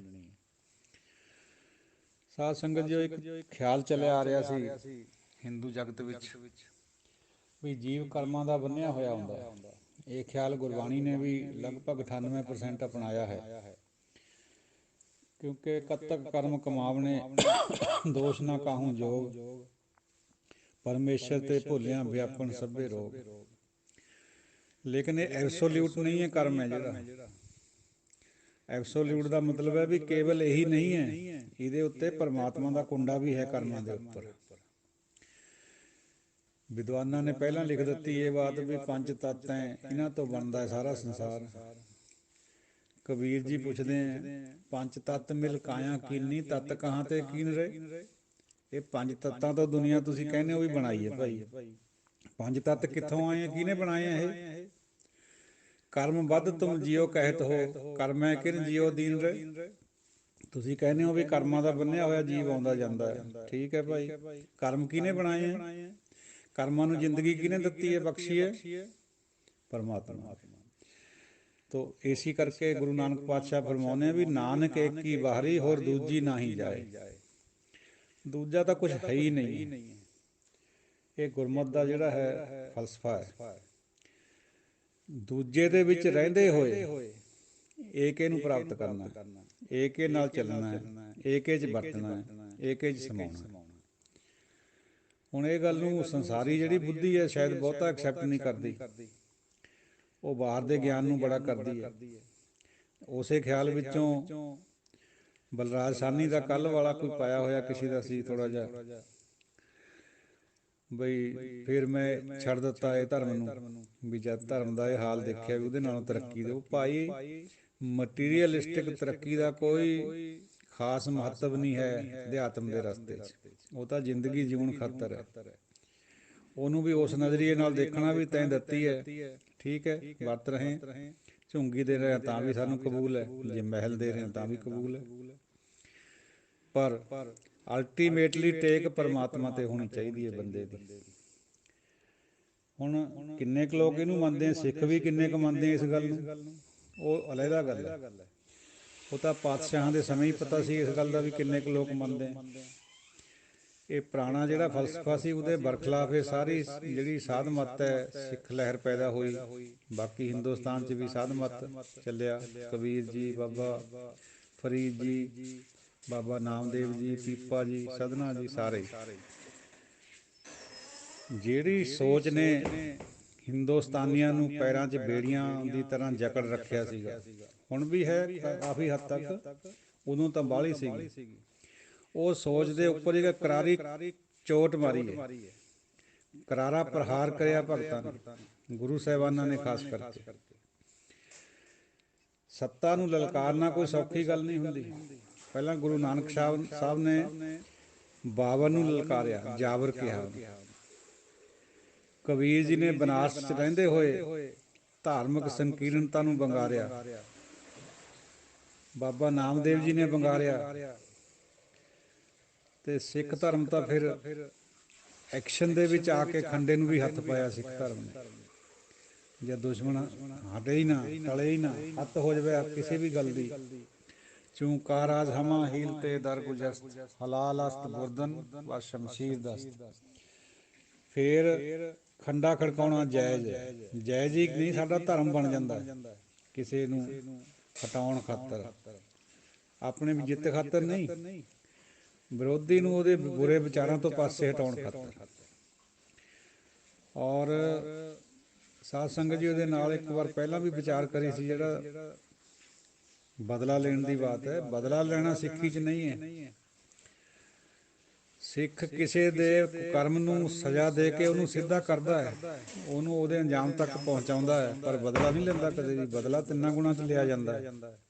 ਬਦਲਾ ਖੋਰੀ ਬੁਰੀ ਚੀਜ਼ ਹੈ, ਔਰ ਬਦਲਾ ਜਿਹੜਾ ਬੰਦਾ ਲੈਂਦਾ ਹੈ ਉਹਦੇ ਅੰਦਰ ਬਹੁਤ ਅੰਦਰ ਕਸ਼ਮਕਸ਼ ਹੁੰਦੀ ਹੈ, ਔਰ ਜ਼ਹਿਰ ਭਰੀ ਵੀ ਹੁੰਦੀ ਹੈ ਵੀ ਮੈਂ ਕਦ ਬਦਲਾ ਲੈ ਲਵਾਂ। ਜਿਹੜਾ ਬੰਦਾ ਮਹਾਂਪੁਰਸ਼ ਹੁੰਦਾ, ਸਿੱਖ ਹੁੰਦਾ, ਗੁਰਸਿੱਖੀ ਦੀ ਤਰ੍ਹਾਂ ਚੱਲਦਾ ਹੈ, ਉਹ ਬੰਦੇ ਬਹਾਦਰ ਦੀ ਤਰ੍ਹਾਂ ਬਦਲਾ ਨਹੀਂ ਲੈਂਦਾ, ਜ਼ਾਲਮ ਨੂੰ ਉਹਦੇ ਅੰਜਾਮ ਤੱਕ ਪਹੁੰਚਾਉਂਦਾ। ਬੰਦੇ ਬਹਾਦਰ ਦਾ ਕੋਈ ਪੁੱਤਰ ਨਹੀਂ ਸੀ ਮਰਿਆ, ਬੰਦੇ ਬਹਾਦਰ ਨਾਲ ਕੋਈ ਤਕਲੀਫ ਨਹੀਂ ਸੀ ਉਹਨੂੰ ਹੋਈ, ਇਸ ਬੰਦੇ ਜਿਹੜਾ ਸੂਬਾ ਸਰਹੰਦ ਸੀਗਾ। ਲੇਕਿਨ ਉਹਨੇ ਗੁਰੂ ਸਾਹਿਬ ਦੇ ਹੁਕਮ ਵਿੱਚ ਆ ਕੇ ਇਸ ਕੰਮ ਨੂੰ ਨੇਪਰੇ ਚਾੜਿਆ ਵੀ ਸੂਬੇ ਨੂੰ ਉਹਦੇ ਅੰਜਾਮ ਤੱਕ ਪਹੁੰਚਾਇਆ।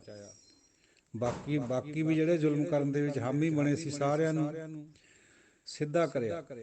ਇਹ ਬਦਲੇ ਦੀ ਭਾਵਨਾ ਨਹੀਂ ਹੋਣੀ ਚਾਹੀਦੀ, ਨਾ ਹੁੰਦੀ ਹੈ ਸਿੱਖੀ 'ਚ।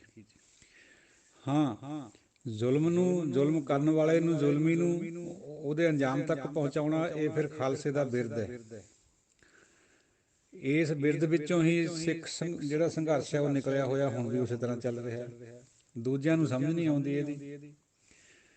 ਆਹ ਖਾਲਸਾ ਜੀ ਉਹ ਜਿਹੜਾ ਸੰਘਰਸ਼ ਕਿਸਾਨਾਂ ਦਾ ਚੱਲ ਰਿਹਾ ਸਾਰੇ ਹਿੰਦੁਸਤਾਨ 'ਚੋਂ, ਇਹਦੀ ਉਹਨਾਂ ਨੂੰ ਸਮਝ ਹੀ ਨਹੀਂ ਆ ਰਹੀ, ਮੂਰਖਾਂ ਨੂੰ, ਵੀ ਇਹ ਕਿਆ ਚੀਜ਼ ਹੈ, ਵੀ ਇਹ ਪਰਮਾਤਮਾ ਵੱਲੋਂ ਇੰਸਪਾਇਰਡ ਹੈ ਔਰ ਸੱਚ ਦੇ ਨੇਕੀ ਦੇ ਕਰਮਾਂ 'ਤੇ ਆਧਾਰਿਤ ਹੈ, ਸ਼ਾਂਤੀਪੂਰਨਕ ਹੈ।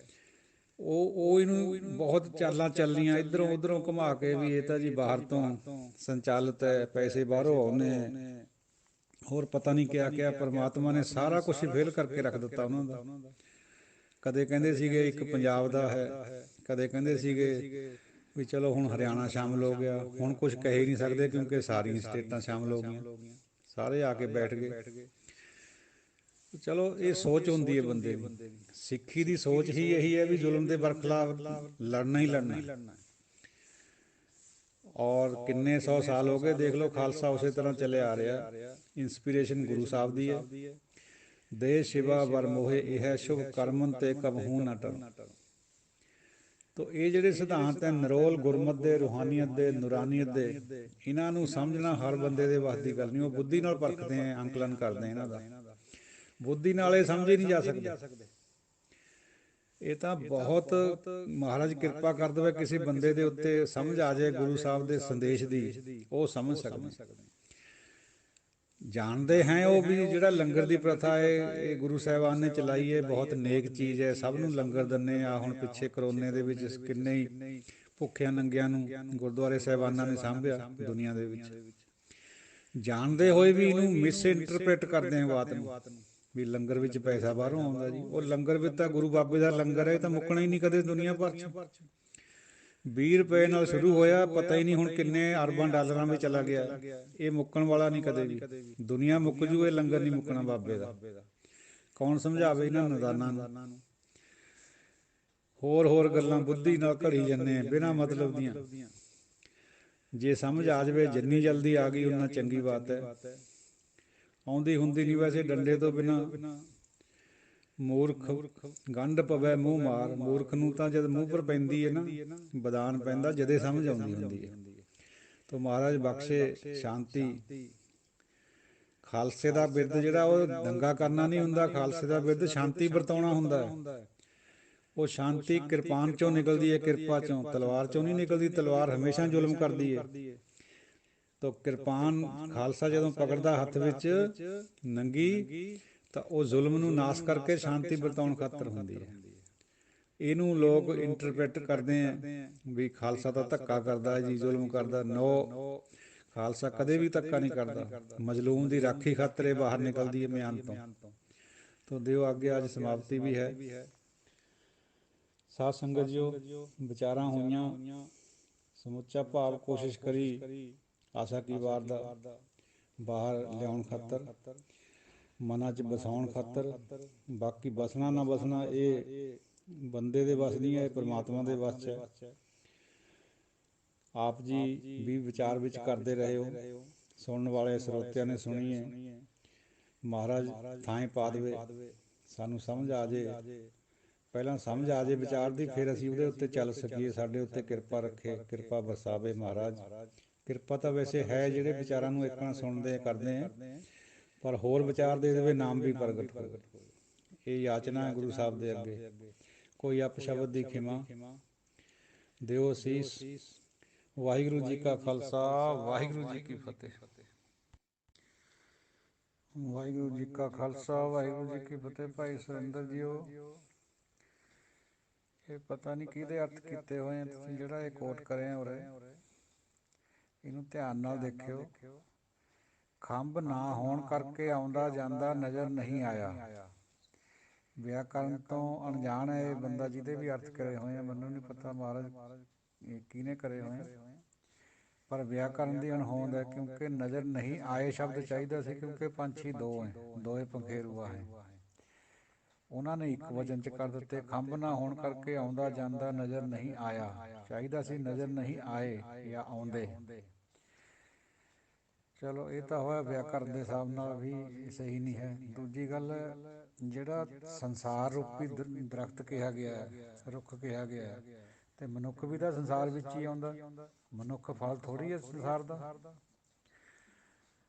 ਇਹ ਖਿੱਚ ਕੇ ਕਰੇ ਹੋਏ ਅਰਥ। ਜਦੋਂ ਆਪਾਂ ਇਹਨਾਂ ਨੂੰ ਗਹਿਰਾਈ 'ਚ ਜਾਵਾਂਗੇ ਅੰਦਰ ਦੀ ਅਵਸਥਾ ਅਨੁਸਾਰ ਫਿਰ ਸਮਝ ਆ ਜਾਂਦੀ ਹੈ ਵੀ ਗੱਲ ਤਾਂ ਅਸਲ 'ਚ ਤਾਂ ਗੁਰੂ ਸਾਹਿਬ ਤਾਂ ਦਰਖਤ ਨਾਮ ਦਾ ਪ੍ਰਗਟ ਹੋਇਆ ਕਹਿੰਦੇ, ਬਿਰਖ ਜੰਮਿਓ ਹੈ ਪਾਰ ਜਾਤ, ਫਲ ਲਾਗੇ ਫੁੱਲ ਰਤਨ ਭਾਂਤ।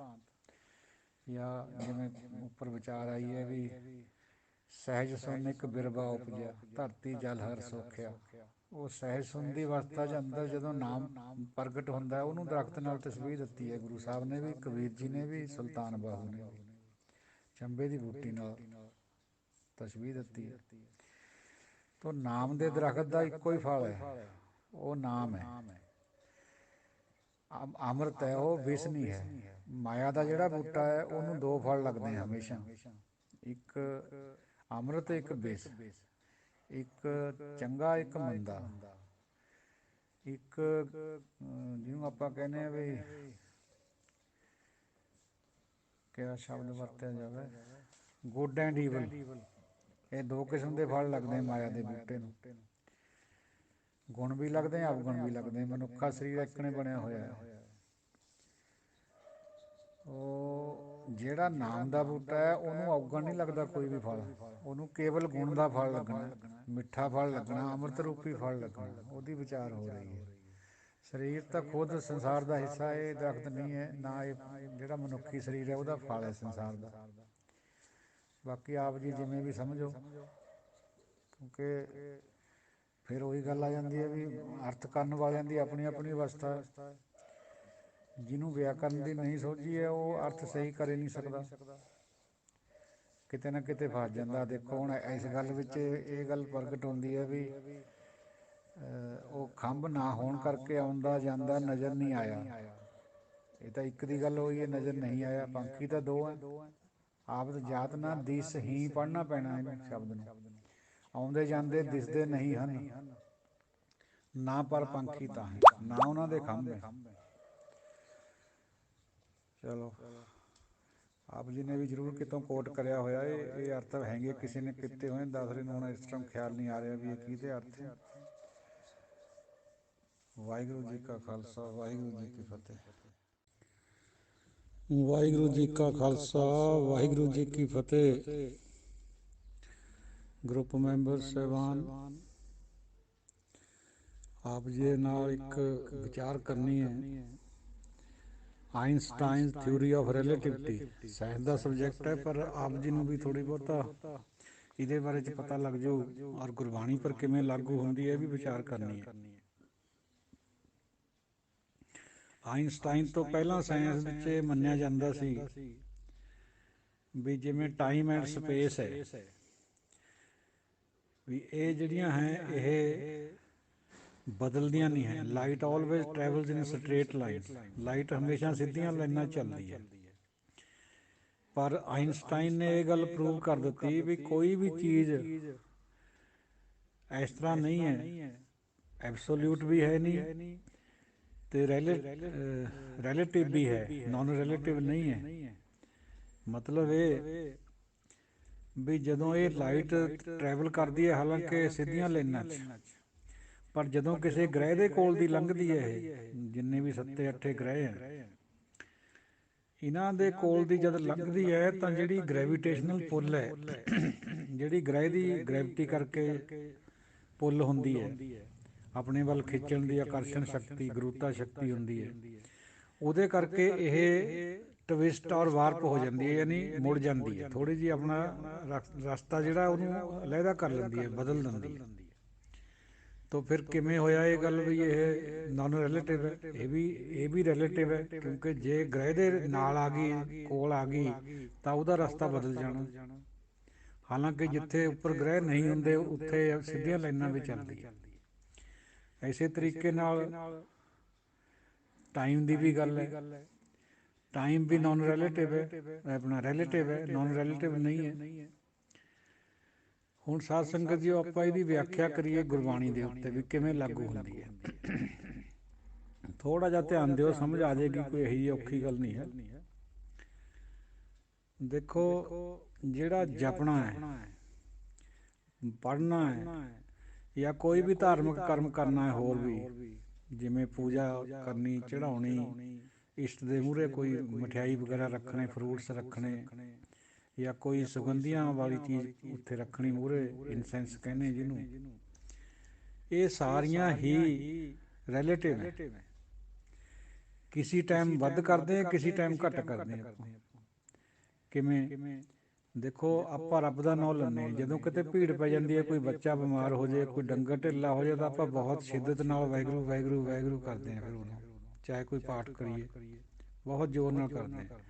ਜਦ ਕੋਈ ਖੁਸ਼ੀ ਦਾ ਮੌਕਾ ਹੁੰਦਾ, ਵਿਆਹ ਸ਼ਾਦੀ ਦਾ, ਉੱਥੇ ਭੁੱਲੇ ਜਾਂਦਾ ਵਾਹਿਗੁਰੂ। ਉੱਥੇ ਫਿਰ ਢੋਲ ਧਮਾਕਾ ਔਰ ਸ਼ਰਾਬਾਂ ਕਬਾਬਾਂ ਹੀ ਦਿਖਦੀਆਂ ਨੇ ਚੱਲਦੀਆਂ। ਤਾਂ ਇਹ ਸਾਰਾ ਕੁਛ ਰਿਲੇਟਿਵ ਹੈ। ਇਸ ਤਰ੍ਹਾਂ ਹੀ ਗਮੀ ਖੁਸ਼ੀ ਹੈ ਜਿਹੜੀ ਬੰਦੇ ਦੀ, ਉਹ ਵੀ ਰਿਲੇਟਿਵ ਹੈ। ਜੇ ਖੁਸ਼ੀ ਮਿਲ ਗਈ ਕਿਤੇ, ਫਿਰ ਬੰਦਾ ਖੁਸ਼ੀ 'ਚ ਪਾਗਲ ਹੋ ਜਾਂਦਾ। ਜੇ ਗਮੀ ਆ ਗਈ, ਕੋਈ ਕੰਧਾਂ 'ਚ ਸਿਰ ਮਾਰਨ ਲੱਗ ਪੈਂਦਾ। ਸੰਸਾਰ ਜਿੰਨਾ ਵੀ ਹੈ, ਇਹ ਮਾਇਆ ਜਿੰਨੀ ਵੀ ਹੈ, ਇਹ ਸਾਰੀ ਉਹ ਰਿਲੇਟਿਵ ਹੈ। ਮਤਲਬ ਰਿਲੇਟਿਵ ਦਾ ਮਤਲਬ ਹੁੰਦਾ ਕੰਡੀਸ਼ਨਲ, ਵੀ ਜਦ ਉਹਨੂੰ ਉਹੀ ਜਿਹੀ ਕੰਡੀਸ਼ਨ ਮਿਲ ਜਾਣੀ, ਉਹਨੇ ਜਦੇ ਉੱਧਰ ਨੂੰ ਚੇਂਜ ਹੋ ਜਾਣਾ। ਜਿਹੜਾ ਸਾਧ ਸੰਗਤ ਜੀ ਉਹ ਪਰਮਾਤਮਾ ਹੈ, ਉਹਦਾ ਨਾਮ ਹੈ, ਇਹ ਬਿਲਕੁਲ ਰਿਲੇਟਿਵ ਨਹੀਂ ਹੈ, ਇਹ ਨੋਨ ਰਿਲੇਟਿਵ ਹੈ। ਪਰਮਾਤਮਾ ਨੇ ਆਪਣੀ ਜਗ੍ਹਾ ਤੋਂ ਨਹੀਂ ਹਿੱਲਣਾ।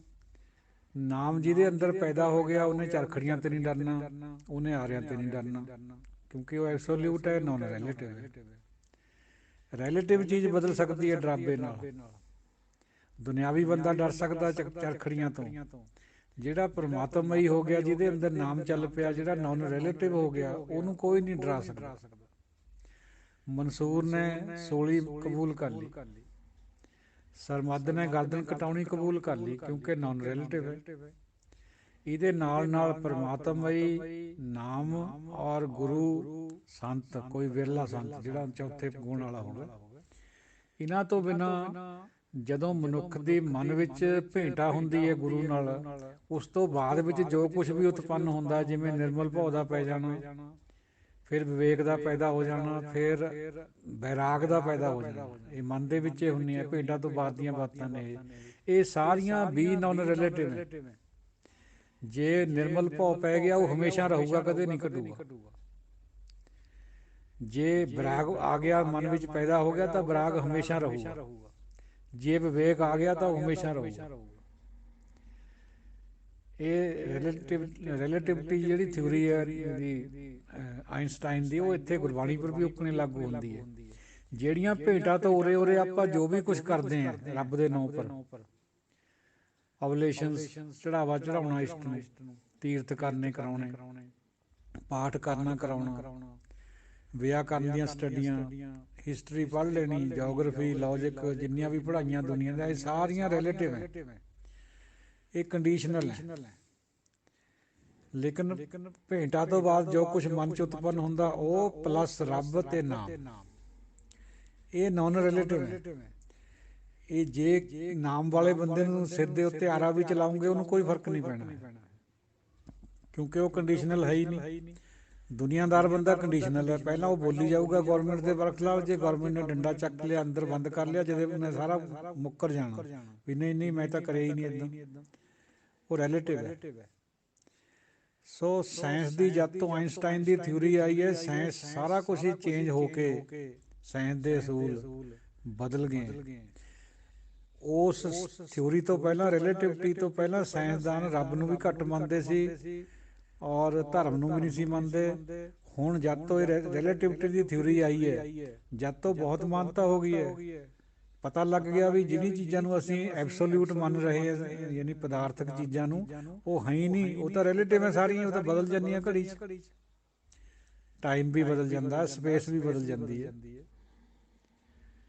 ਪਹਿਲਾਂ ਇਹਨਾਂ ਨੂੰ ਦੋਹਾਂ ਨੂੰ ਨਾ ਚੇਂਜ ਹੋਣ ਵਾਲੀਆਂ ਮੰਨਿਆ ਜਾਂਦਾ ਸੀਗਾ, ਨੋਨ ਰਿਲੇਟਿਵ ਮੰਨਿਆ ਜਾਂਦਾ ਸੀ। ਹੁਣ ਇਹਨੂੰ ਇਸ ਤਰ੍ਹਾਂ ਨਹੀਂ ਮੰਨਿਆ ਜਾਂਦਾ। ਜਿਹੜਾ ਆਇਨਸਟਾਈਨ ਹੈ, ਉਹ ਖੁਦ ਵੀ ਧਾਰਮਿਕ ਵਿਸ਼ਵਾਸਾਂ ਦਾ ਬੰਦਾ ਸੀਗਾ, ਬਿਲਕੁਲ ਆਸਥਾ ਸੀ ਉਹਦੀ ਰੱਬ ਦੇ ਵਿੱਚ। ਦੇਖੋ ਨਵੀਂ ਗੱਲ, ਸਭ ਤੋਂ ਵੱਡਾ ਸਾਇੰਸਦਾਨ ਹੈ ਤੇ ਰੱਬ ਦੇ ਵਿੱਚ ਪੂਰਾ ਵਿਸ਼ਵਾਸ ਕਰ ਰਿਹਾ। ਉਹਨੇ ਇਹ ਗੱਲ ਦੱਸ ਦਿੱਤੀ ਵੀ ਉਸ ਤੋਂ ਪਹਿਲਾਂ ਜਿੰਨੇ ਸਾਇੰਸਦਾਨਾਂ ਨੇ ਥਿਊਰੀਆਂ ਕੱਢੀਆਂ, ਲਾਜ਼ ਬਣਾਏ ਮੈਟਰ ਦੇ, ਪਦਾਰਥ ਦੇ, ਉਹ ਸਾਰੇ ਹੀ ਬਦਲਣੇ ਵਾਲੇ ਹੈ ਔਰ ਉਹਨਾਂ 'ਚੋਂ ਬਹੁਤ ਸਾਰੇ ਬਦਲ ਵੀ ਜਾ ਚੁੱਕੇ ਹੈ। ਕੋਈ ਵੀ ਲਾ ਹੈ ਜਿਹੜਾ ਉਹ ਨੋਨ ਰਿਲੇਟਿਵ ਨਹੀਂ ਹੁੰਦਾ। ਉਹ ਜਦ ਵੀ ਸਮਾਂ ਆਉਂਦਾ 150 ਸਾਲ ਬਾਅਦ ਕੋਈ ਉਹਦੇ ਵਿੱਚੋਂ ਨਵੀਂ ਚੀਜ਼ ਪੈਦਾ ਕਰਕੇ ਉਹਨੂੰ ਕਾਨੂੰਨ ਨੂੰ ਬਦਲ ਦਿੰਦਾ, ਲਾਅ ਬਦਲ ਜਾਂਦੇ। ਜਿਹੜੇ ਪਹਿਲਾਂ ਮਾਨਤਾ ਹੁੰਦੀ ਹੈ ਬਾਅਦ ਵਿੱਚ ਉਹ ਹਟ ਜਾਂਦੀ ਹੈ। ਜਿਵੇਂ ਇੱਕ ਗ੍ਰਹਿ ਹੈ ਪਲੂਟੋ, 150 ਸਾਲ ਉਹਦੀ ਮਾਨਤਾ ਰਹੀ ਹੈ ਸਾਇੰਸਦਾਨਾਂ 'ਚ ਵੀ ਉਹ ਇੱਕ ਗ੍ਰਹਿ ਹੈ। ਹੁਣ ਸਾਇੰਸਦਾਨਾਂ ਨੇ ਇਹ ਖੋਜ ਕਰਕੇ ਕਹਿ ਦਿੱਤਾ ਵੀ ਇਹ ਗ੍ਰਹਿ ਹੈ ਹੀ ਨਹੀਂ, ਧਰਤੀ ਹੈ ਹੀ ਨਹੀਂ। ਬਦਲ ਗਿਆ ਨਾ, ਸੋਚ ਸਾਰੀ ਬਦਲ ਗਈ।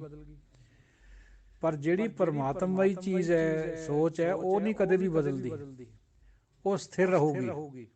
ਦੁਨੀਆ ਬਦਲ ਜੂ, ਕੰਡੀਸ਼ਨ ਆਉਣ 'ਤੇ, ਸਮਾਂ ਆਉਣ 'ਤੇ, ਮਾਕੂਲ ਸਮਾਂ ਆਉਣ 'ਤੇ ਬਦਲ ਜਾਂਦਾ, ਬੰਦਾ ਵੀ ਬਦਲ ਜਾਂਦਾ। ਲੇਕਿਨ ਜਿਹੜਾ ਰੱਬ ਹੈ, ਗੁਰੂ ਹੈ, ਸੰਤ ਹੈ ਜਾਂ ਨਾਮ ਹੈ, ਉਹ ਬਿਲਕੁਲ ਨਹੀਂ ਬਦਲਦੇ, ਉਹ ਉਸ ਤਰ੍ਹਾਂ ਹੀ ਰਹਿਣਗੇ, ਸਥਿਰ ਰਹਿਣਗੇ ਆਪਣੀ ਜਗ੍ਹਾ। ਜਿਵੇਂ ਲਾਈਟ ਕਿਸੇ ਗ੍ਰਹਿ ਦੇ ਕੋਲ ਦੀ ਲੰਘ ਕੇ ਗ੍ਰੈਵੀਟੇਸ਼ਨਲ ਲੈਂਸਿੰਗ ਹੁੰਦੀ ਹੈ, ਉਹ ਬਦਲ ਜਾਂਦੀ ਹੈ, ਆਪਣਾ ਰਸਤਾ ਟੇਢਾ ਕਰ ਲੈਂਦੀ ਹੈ। ਇਸ ਤਰ੍ਹਾਂ ਨਾਮ ਦਾ ਨਾਮ ਵਾਲੇ ਬੰਦੇ ਦਾ ਨਹੀਂ ਹੋ ਸਕਦਾ ਇਸ ਤਰ੍ਹਾਂ, ਉਹ ਆਪਣੀ ਗੱਲ 'ਤੇ ਅੜਿੰਗ ਰਹੇਗਾ। ਇਹ ਫਰਕ ਹੈ ਦੁਨੀਆ ਦੇ ਵਿੱਚ ਸੋਚ ਦਾ। ਸਾਇੰਸ ਵਾਲਿਆਂ ਦਾ ਵੀ, ਜਿੱਥੋਂ ਆਇਨਸਟਾਈਨ ਆਇਆ ਹੈ, ਉਹਨੇ ਬਿਲਕੁਲ ਦੁਨੀਆ ਦੀ ਸੋਚ ਬਦਲ ਕੇ ਰੱਖ ਦਿੱਤੀ। ਤੋ ਸਾਧ ਸੰਗਤ ਜੀ, ਸ਼ਾਇਦ ਕੁਛ ਨਾ ਕੁਛ ਆਪ ਜੀ ਦੇ ਪੱਲੇ ਵੀ ਪਿਆ ਹੋਊ ਇਸ ਗੱਲ ਤੋਂ।